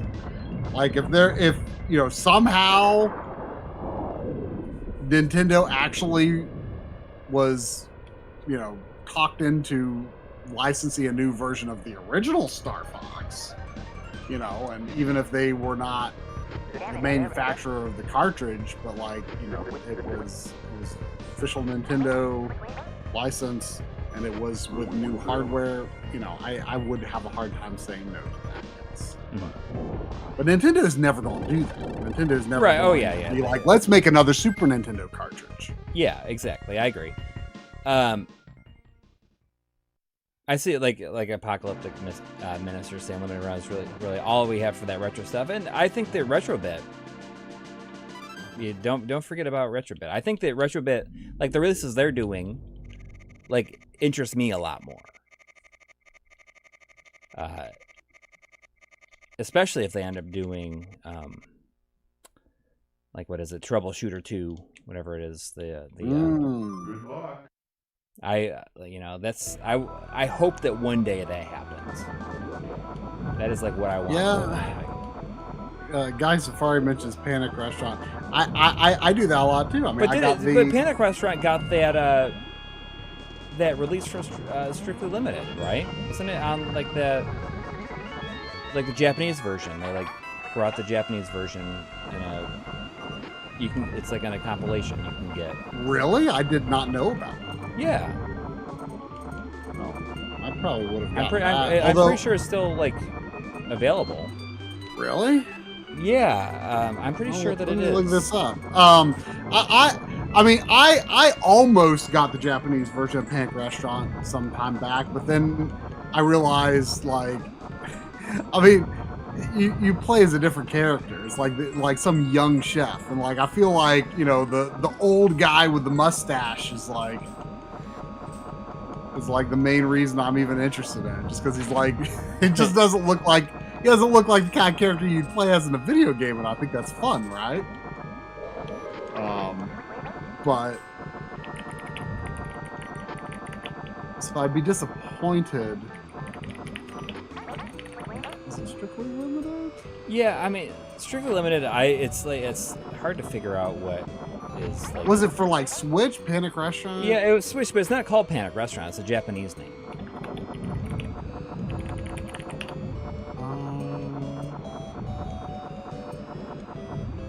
what is it? Unless I'm getting it mixed up with Wanpaku Kokun no Gourmet World. yeah, maybe that's not. I might be getting it mixed up with there's like another game. Like Zombie Nation. Maybe that's what I'm getting it mixed up with, a game called like Zombie Nation or something like that. Oh. Wasn't that? Okay. Is that something? Is that what it's called on the NES? Like Zombie Nation? Yeah, there's a game called Zombie Nation. Yeah, okay. Guy Safari thinks that's what you're thinking. Yeah, okay. So that would make sense. I don't know anything about that game. No, but that's another expensive one, I think. I remember the first time I ever saw that was at My apologies. Retro USB Brian's house. Oh, okay. And I'm like, oh, I never heard of this game. I hope that I do wonder what's happening with Strictly Limited these days, because I feel like I mean, like, to be honest, I haven't really paid attention to their releases in quite a while. Well, I know they were like kind of doing like a bunch of restructuring or something like that. It seemed like that's what they were doing, because there's so much stuff like that Rays, like that Raystorm, like the Rays arcade chronology is finally coming. I definitely pre-ordered that over 2 years ago, and I just think it's very funny that it was definitely over 2 years ago, and then they put a post on their Instagram. It shows it and it says now in production. Like, just like, you know, like, just saying that it's now in production is like almost just they should just put a thing up saying like now shipping instead of saying like now in production. That's like that's like putting up an announcement for an announcement. You know, that's yeah, now it's in production. Like, I'm very, very happy that the game that I ordered over 2 years ago is now finally being produced. I mean, it's the same thing, like that Chained Echoes. Like I ordered that from like the one. I was about to bring that up. They sent everybody a Steam code.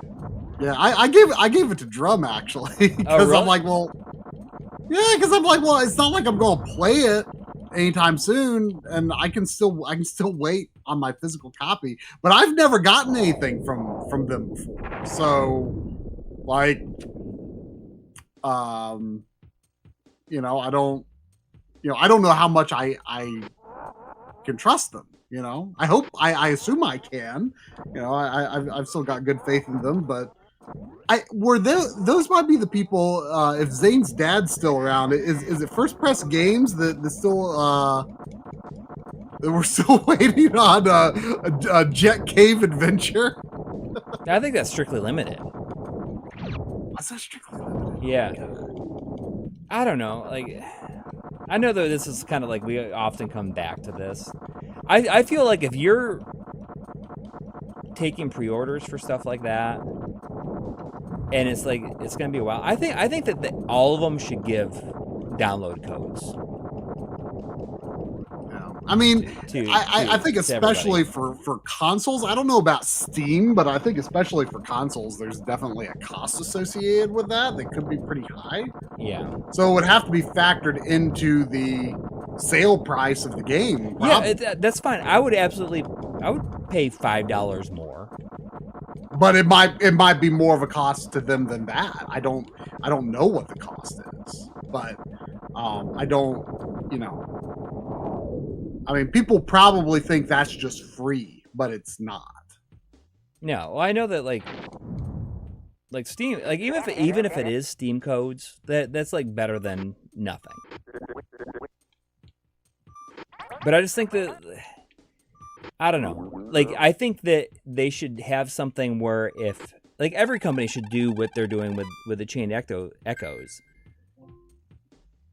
I just made my election turn. Now that we're talking about, I'm like, is anything ending on limited run tonight? Okay, Humanity is ending. I already ordered that. But I don't know. I just feel like it's that we need to have like some sort of download code, especially if it's going to be like over $200 2 years, and Yeah. I had forgotten even about that Chained Echoes, and that was a long time ago. But I was happy to give it to Drum, I was like, oh, this is actually really, pretty cool. He actually really wanted it. Yeah, I mean, it seems like it's pretty cool. Game. So, like,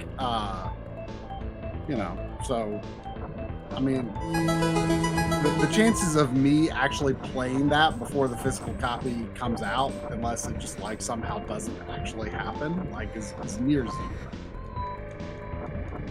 So, I figured I'd spread the joy. Yeah. There was a super chat from Matthew. Thank you, saying, I want to pre-order Secret of the Four Winds for Genesis. I'm not familiar.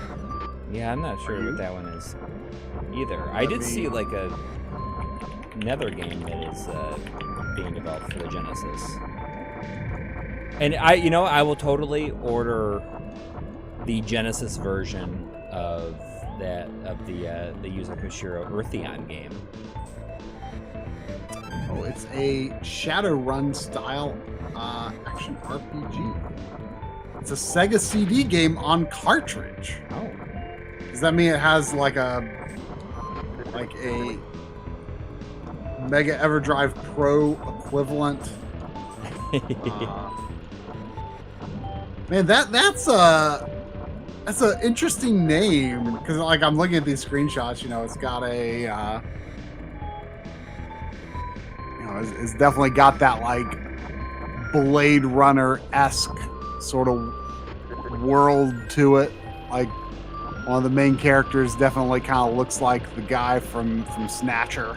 Yeah. Well, like when you wrote that name, Secret of the Four Winds, like my mind went to, like cute Klonoa style platformer. Like Secret of the Four Winds does not sound like a Shadowrun style action RPG. Yeah. It's I see that the Matthew had with $2 said, after waiting now shipping should be the email, and I totally agree. But I also see. Well, it's nice to have updates too. It's nice for them. I mean, I appreciated the acknowledgement.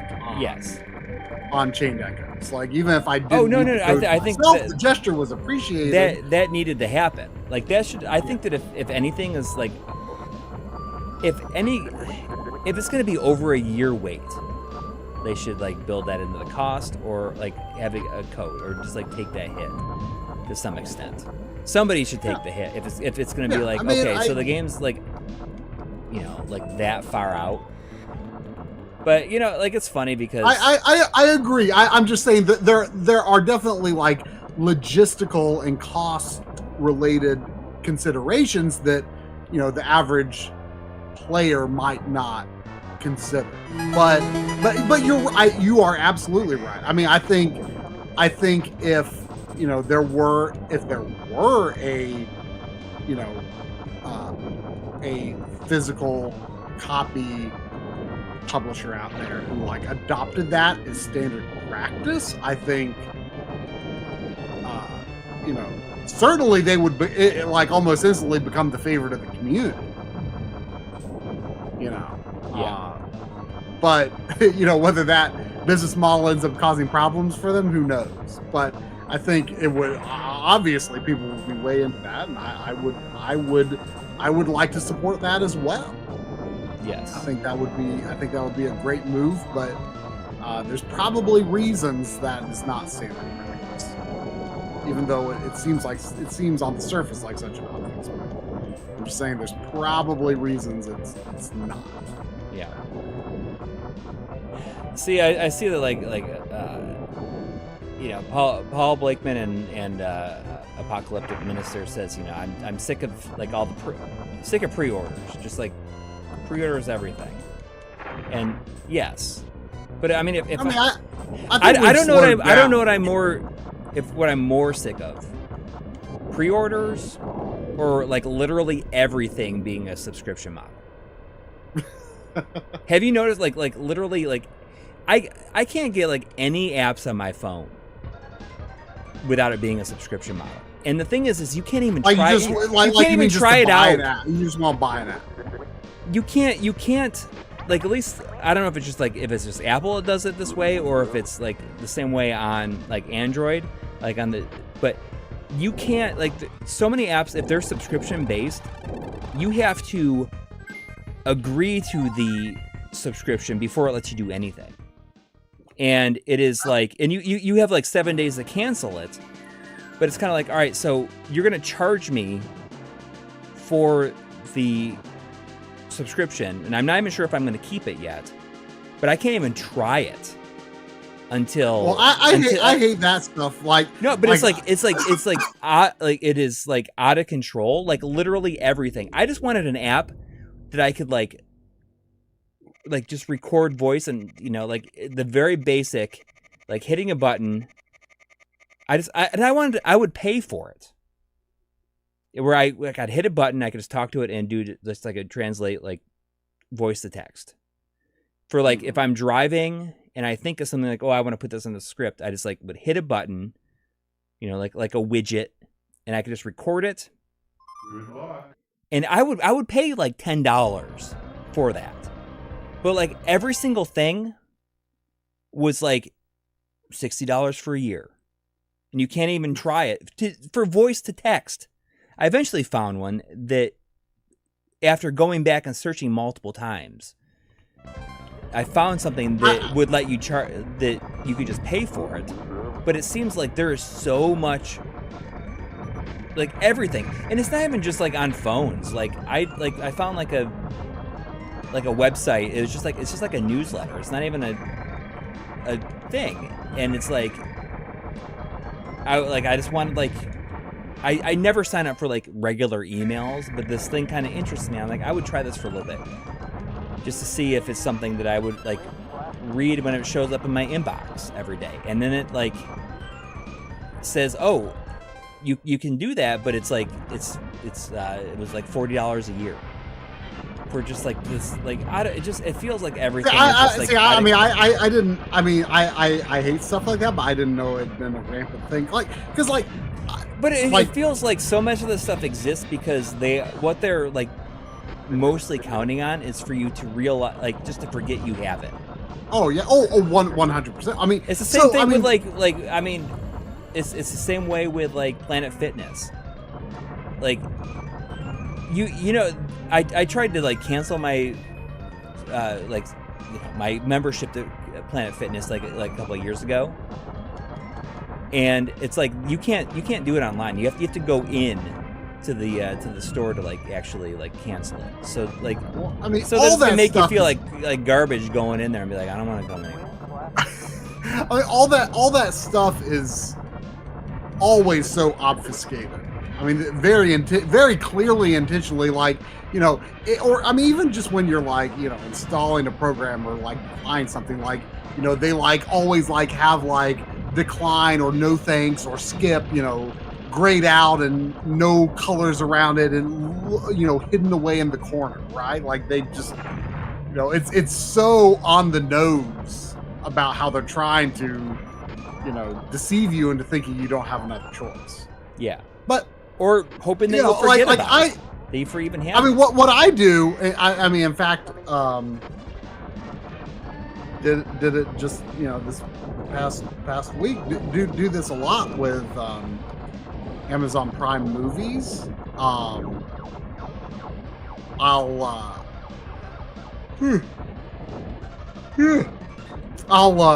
You know, sometimes they'll say like, oh, this movie is free with a 7-day free trial to, you know, some extra movie subscription on Amazon Prime, right?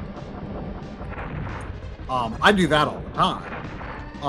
And the first thing I do, and I always have to Google how to find it. And when the first result, like the first thing I do is to go immediately cancel it. Yeah. And I go to immediately cancel it so I don't forget a week later or after I watch the movie, I don't forget. So I always Google, you know, cancel Amazon membership. Yes. Which doesn't actually, the links that come up aren't actually the page where you do that. It brings up a help page on Amazon that tells you where that is, and you click the link through there to find it. And then you cancel it, and it's like, oh, are you sure? Look at these things you'll be losing. And then there's like, the first buttons is, no, I'll stay, or remind me 3 days before it ends, or, continue. And it's like, why would I do the remind me? It's like, ooh, maybe I don't want to do it. But it's going to end on the same day no matter when you do it. It's going, Well, I would much like, rather... why would you think about it for 3 weeks? Or why would you think about it again and 3 days before the end? It's ridiculous. It's silly. The thing is like, you don't even need to do that. Like, if you hit cancel and you decide, actually, like, I'm using this a whole bunch, I'm going to keep it. Like, you can just like undo that cancel anyways. Yeah.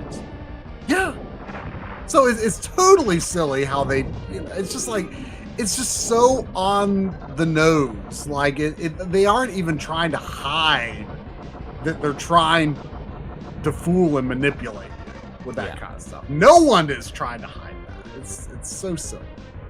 But no, I mean, like I don't know. Like I use so few apps on my phone in general. Like I just,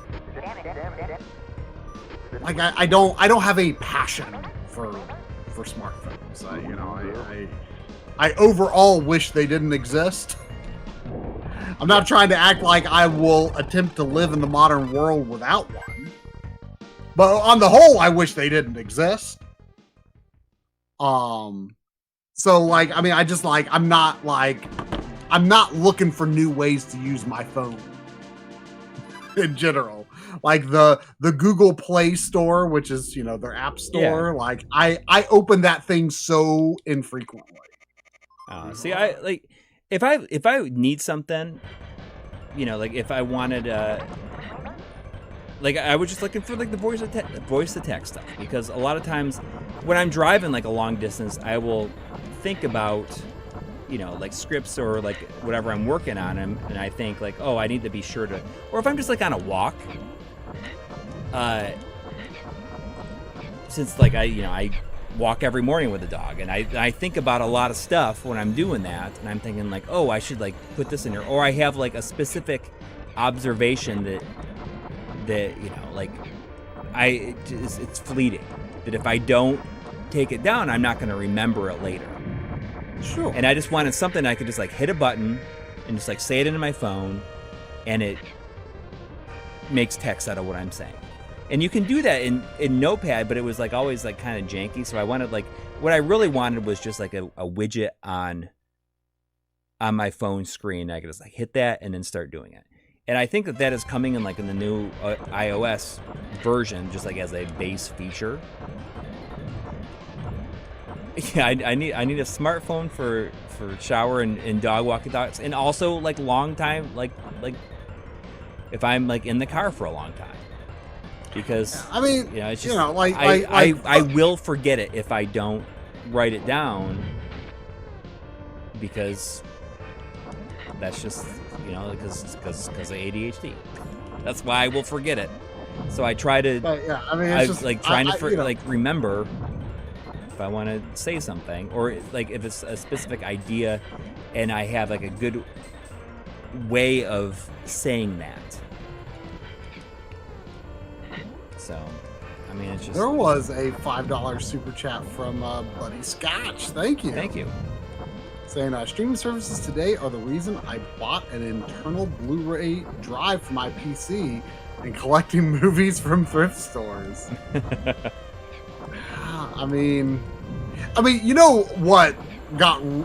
I mean, you heard... I never heard if they ever followed up on this, because it was so poorly received, like the whole like Logitech a subscription for software updates for your mouse or something like that. Yeah, like that is okay. Yeah, I don't know. Like, why is everything? It's got to be a. Because they want you in the ecosystem. They've discovered that's how. That's. And they know make that the money and how they make you forget to make them how they make you forget to stop giving them money. Well, that's I think that it's more about that than.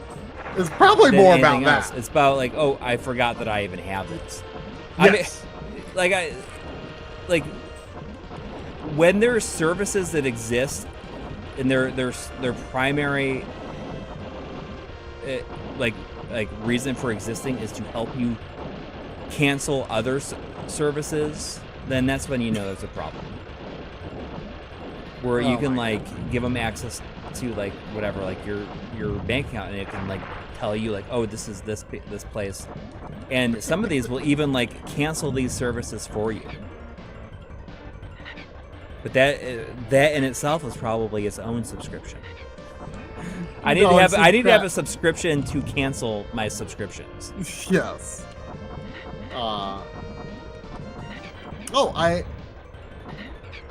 I missed Matthew in the interim saying I played bass and bought a new Aguilar head. I am not smart enough to know what that means. Very expensive, but comes with a nice carry bag. Build quality. Look at this frame rate. In-out expandability was worth it. An Aguilar head? But then Matthew also dropped another saying, mad at subscription BS. Yes, try. Let the hate flow. And just on the Planet Fitness thing a little bit, like I just have not been in a long time, and I do have stuff here. I've been building. I ordered a walking pad for a standing desk, like a walking pad. And I'll tell you, does anybody here like try to do like 10,000 steps a day?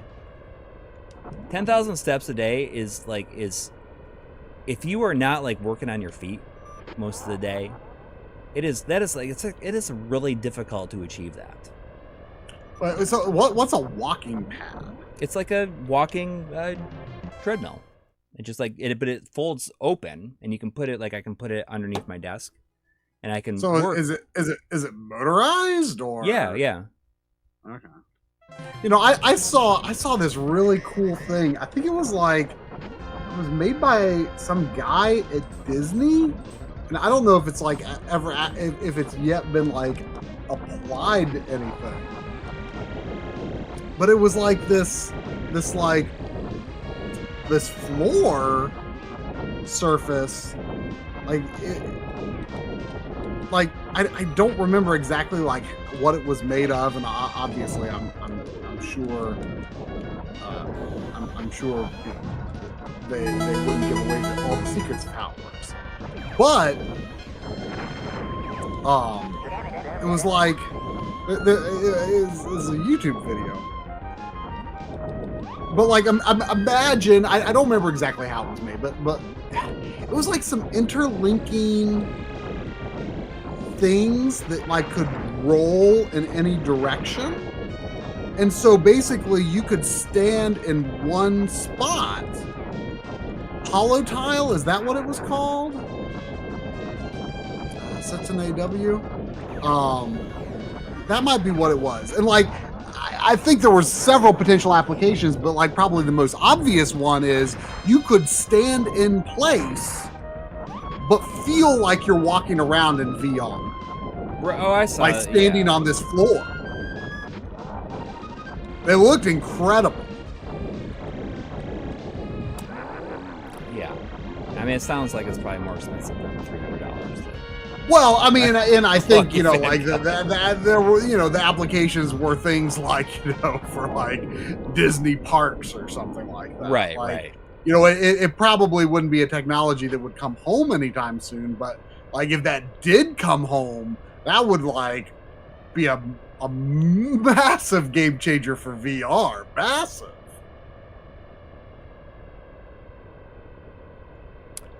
Yeah. Yeah, I mean that would be very, very cool. That would be a huge deal. But I have been trying to hit 10,000, and usually with like a lot of, I mean, I take the dog for a 1.5 mile walk every morning, and I've been like taking like a 1.5 mile walk like in the evenings, like after dinner, and it's still like I'm only like, since I sit most of the time for work, you know, I'm only hitting like 7,000, 8,000. And I'm thinking, man, I'm just gonna get this walking pad, and like, I mean, you know what? Can you actually like work at your desk and like functionally type? Yeah. I mean, you can doing that. You can adjust the speed of it. But I'm also thinking about like, I would totally like play games. Like I bet I can use my table, my roll around table, to like put my hands on if I wanted to play games and just. Yeah, I mean, I could see like playing games with a wireless controller relatively easily doing that, but like typing and moving a mouse like sounds really difficult. Well, I mean, since I use the trackball, doesn't seem like it's going to be difficult. I don't think it'll be difficult. I think that you can like adjust the speed. Oh, you haven't done it yet? No, I should show up on Tuesday. But I feel as though it does not seem that difficult. Like it would be that difficult, especially if you can, you know, since you can adjust the speed. It's not like it's like going like running speed. Sure, but still, like moving your feet and manipulating a keyboard sounds hard. It does not. For me, it does not sound like it would be that difficult. Especially like, since I could imagine, like I could imagine. Smooth. I mean, using a game controller to play like certain types of games while doing that. Like, in my head, that sounds. It sounds. But I hope I am wrong. Yeah. And why not go for like a 30-minute walk or a 30-minute run? I mean, yes. Yes, I could absolutely. Well, you're trying to do it while doing things that you need to do anyway. Yeah, I mean, I use the standing desk a bit, and like I figured, like, why not? You know, just try to do more, because I want to hit that. I want to hit that 10,000 like on a daily basis. I think that I can. I mean, Hattori Hanzo says the point is to exercise your heart, not get an arbitrary number of steps. Yeah, although, but I mean, just not sitting is probably like, beneficial in some. Yeah, well, absolutely, but you know, like I understand, like I am exercising my heart, but they recommend that. I mean, like 10,000 is like oftentimes like recommended for like health benefits. Well, I mean, a lot of times I think those recommendations are also. They're packaged and presented in a way of like, you know, okay, is the arbitrary number of steps really the goal? No, not necessarily, but it's presented and packaged in a way that's like people will actually do this, or this is a realistic thing that people can do and like kind of compartmentalize as like this is a thing I can do. Yeah. Right. You know,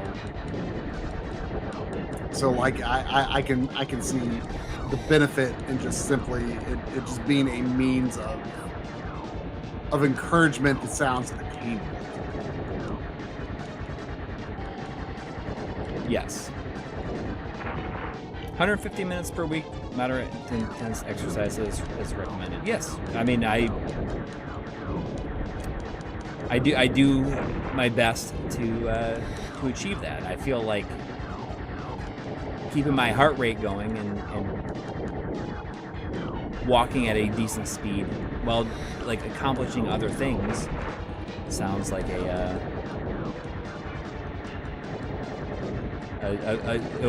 nothing like it sounds like a benefit.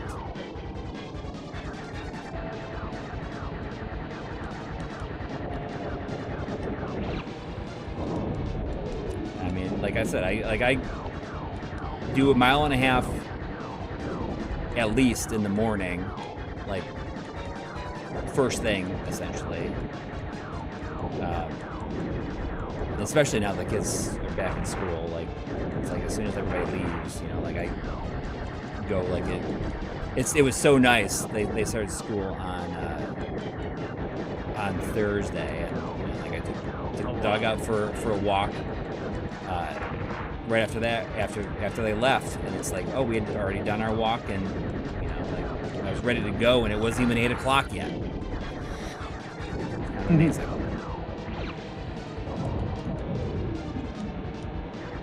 But you know, like, and especially like during the winter, it's like it's hard to do that kind of thing during the winter. You know what I mean? Like, I just don't feel like going out in the weather like that. But I want to keep moving, and I do, like, you know, I have plenty of like workout things here as well.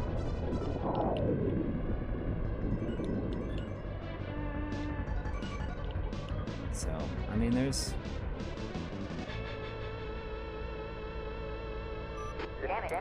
I don't know. I'm just trying to do what I can, because, like, you know, things are not as easy as they were.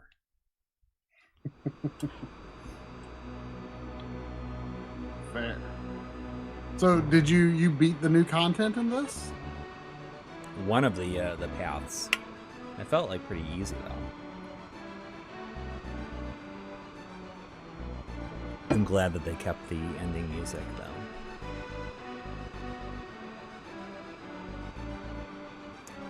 Wii Fitness does not count. I know, like, I'm trying to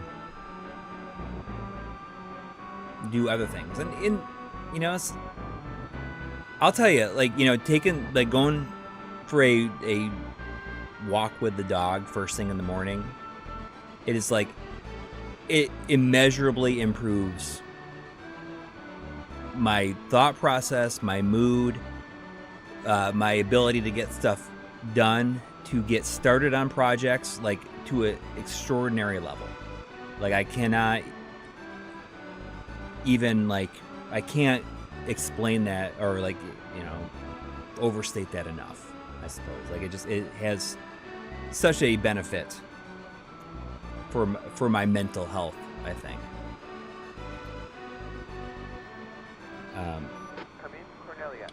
Has all the ending same ending. Pepper speaking. Congratulations on your job. Well done. Yeah, I mean, like, there's a lot of stuff that I could be doing. Oh, it has this music sounds interesting. It's excuse me. But yeah, I mean, so that's just, like, you know, I think about a lot of that stuff, because I definitely feel as though once it gets cold out, you know, like, I have some serious, like, seasonal depression problems of, like, being inside.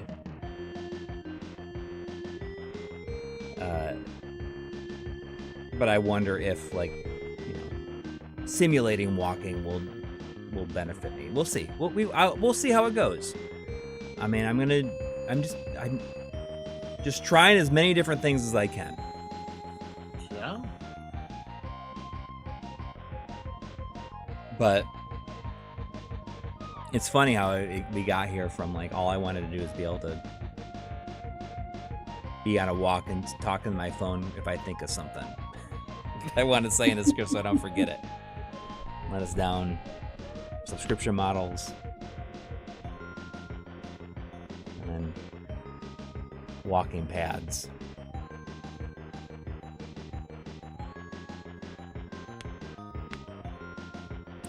Choose things that are fun for you. I mean, like, yeah, I love going on walks. And nobody in my family likes doing it nearly as much as I do, so a lot of times it's just me taking the dog for a walk. But it's the good thing about doing it, walking it counts. yeah, I mean, you got to do it early enough in the morning where it's still like kind of cool out because she gets too hot. Yeah.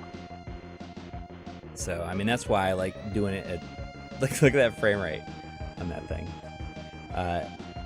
By like doing it at 7 o'clock in the morning is great. Just because it's, I love the sound of like the crickets and everything. I don't know. Even the cicadas have been kind of great. That I've not seen very many, but they are very loud.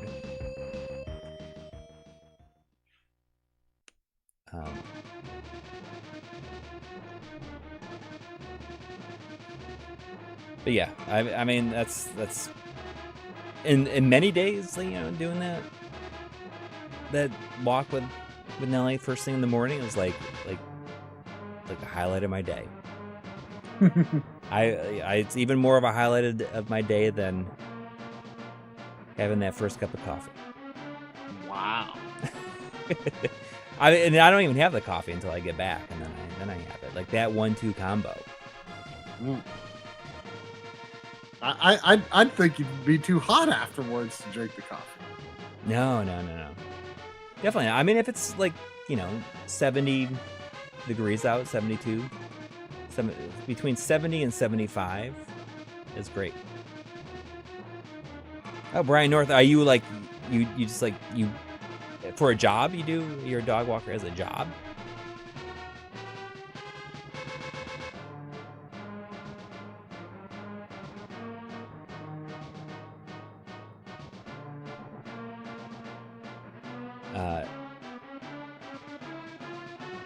I don't know. There's like some big hills around here too, so like that helps.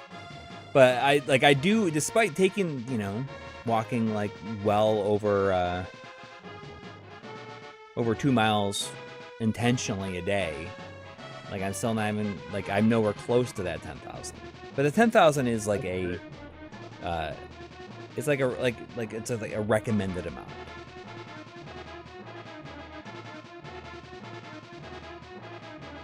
So I don't know.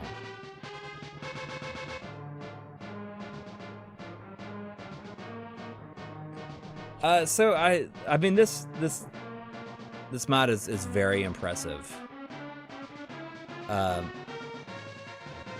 There's like so many options and stuff in it. I almost wish there was like less options. It's so cool that it can be tailored. I mean, it's nice. It's nice to see some homebrew Super Nintendo development because it's done so little compared to stuff like NES and Game Boy and Genesis and Dreamcast, right? Yeah. I'm assuming it's like a lack of tools. So I'm curious, like what kind of tools they use to make this. There's a lot of tools for a lot of things, but I think there's a lack of. I don't know. It's really strange to me. As popular as Super Nintendo is, why there's not more going on in the homebrew scene for it.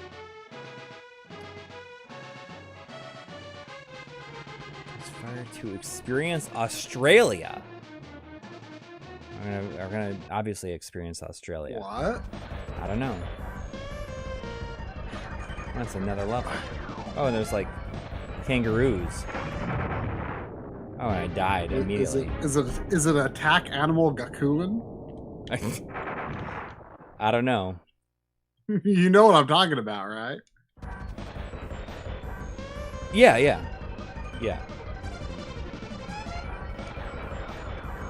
You know what else I started I started playing RoboCop just like as a random thing. I was like also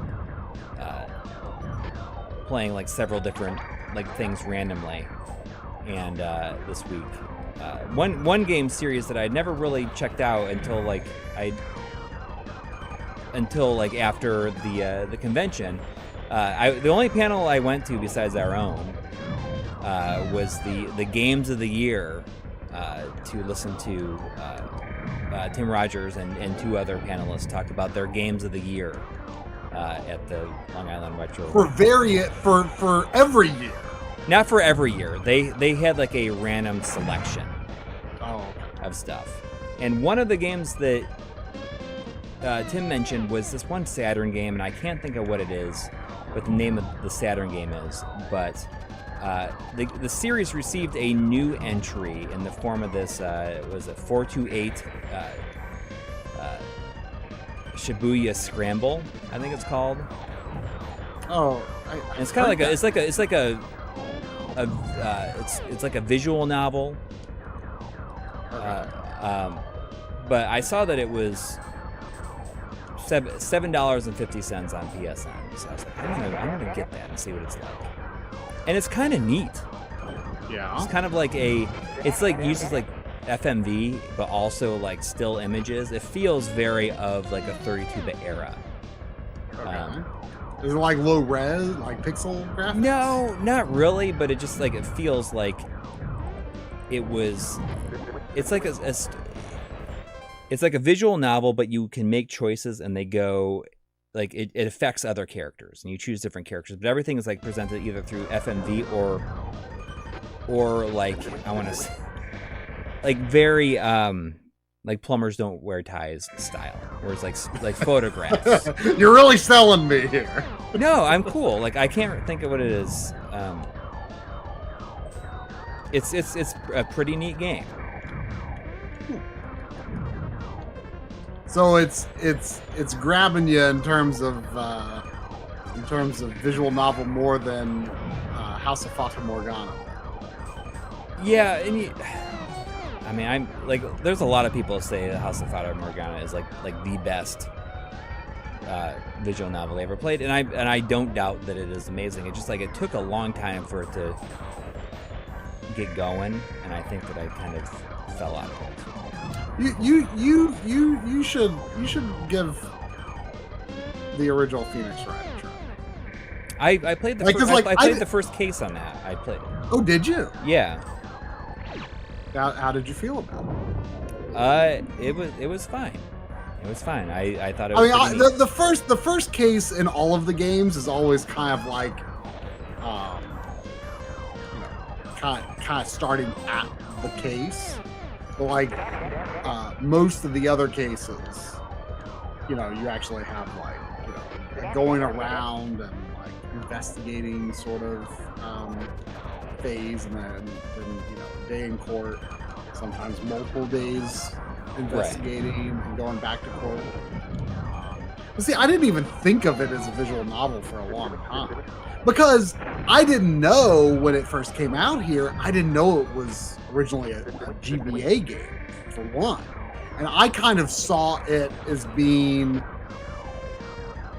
the DS was opening up new gameplay ideas, right? It was touchscreen, had, you could do things that we weren't used to seeing.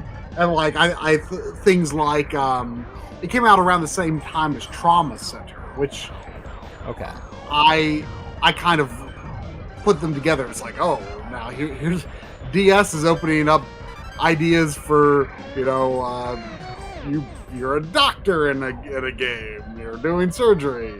It's also opening up, you're a lawyer, So I was thinking of this is a new idea, just because Nintendo is like trying to hit a different audience and do different things with the DS. But, I later learned it was GBA, but I don't think I knew that, at least until after I'd beaten the game, Phoenix Wright 1, and I thought of it as just a new concept. And there is, gameplay. You have to think about, you have to present evidence and think about what the inconsistencies are. So, I thought of it as an adventure game, especially, the investigation part. You have to point to certain places on the screen and pick up items and examine them. I thought of it as an adventure game. I did not think of it as a visual novel. like maybe less interactive than a lot of adventure games, but I still thought of it as closer to that than a visual novel. I to this day, like, I accept that that's what most people consider Phoenix Wright, but to this day, I still feel a little uneasy about that that definition.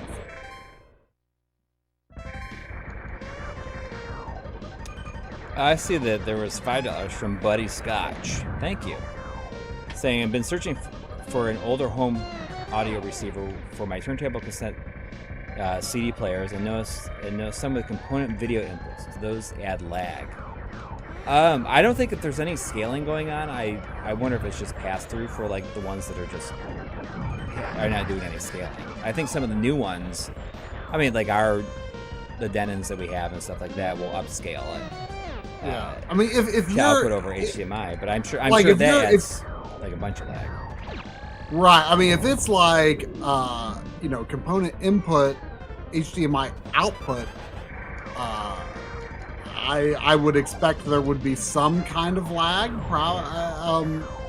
and probably bad scaling to go with it. Yeah. But if it's component in, component out, I would expect it to be lagless. Yeah, if in that case, it's just like having a powered switcher.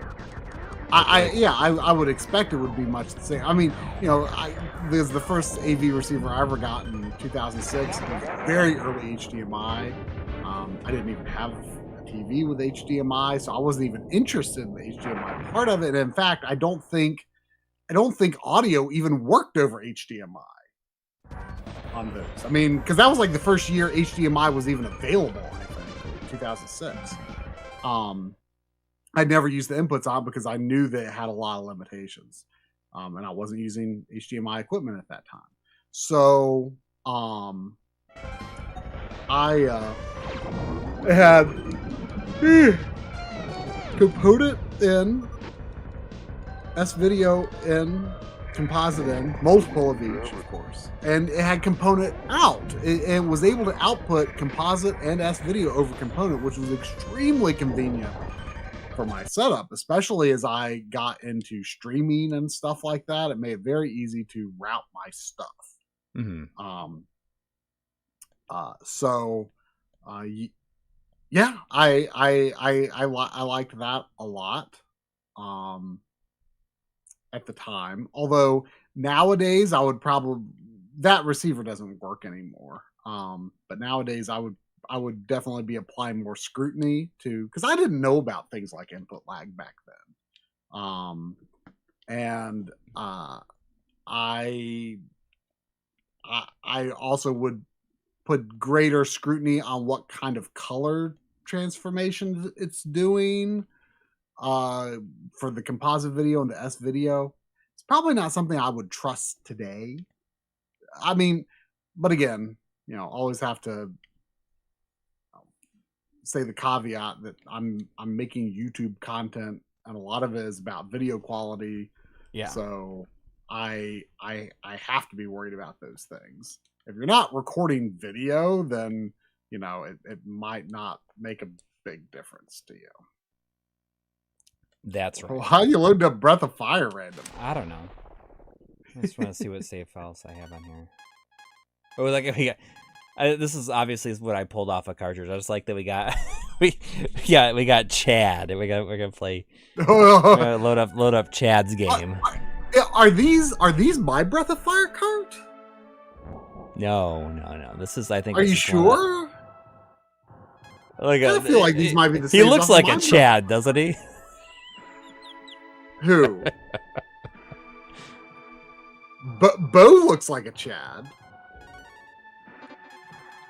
Ryu does not look like a Chad. No. I can see Bo being a Chad. Look at him.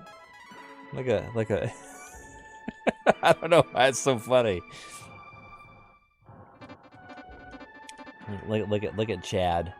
Karn totally looks like a Brad. You nailed it, Mr. Do. Yeah. Karn is totally with those sideburns, right? I mean, yeah. Karn.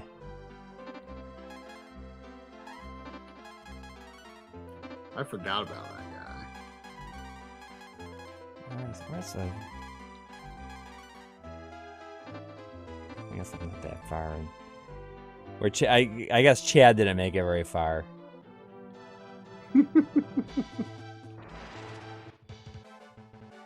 I really like this game. I know that it's certainly not anything special, but I really like it. No.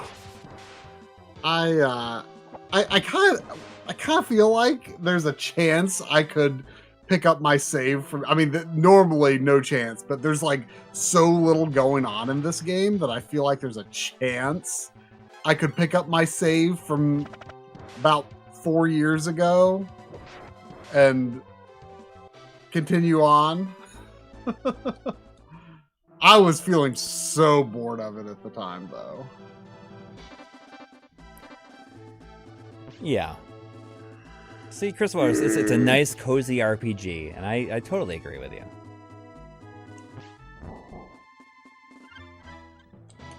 I got the antlers.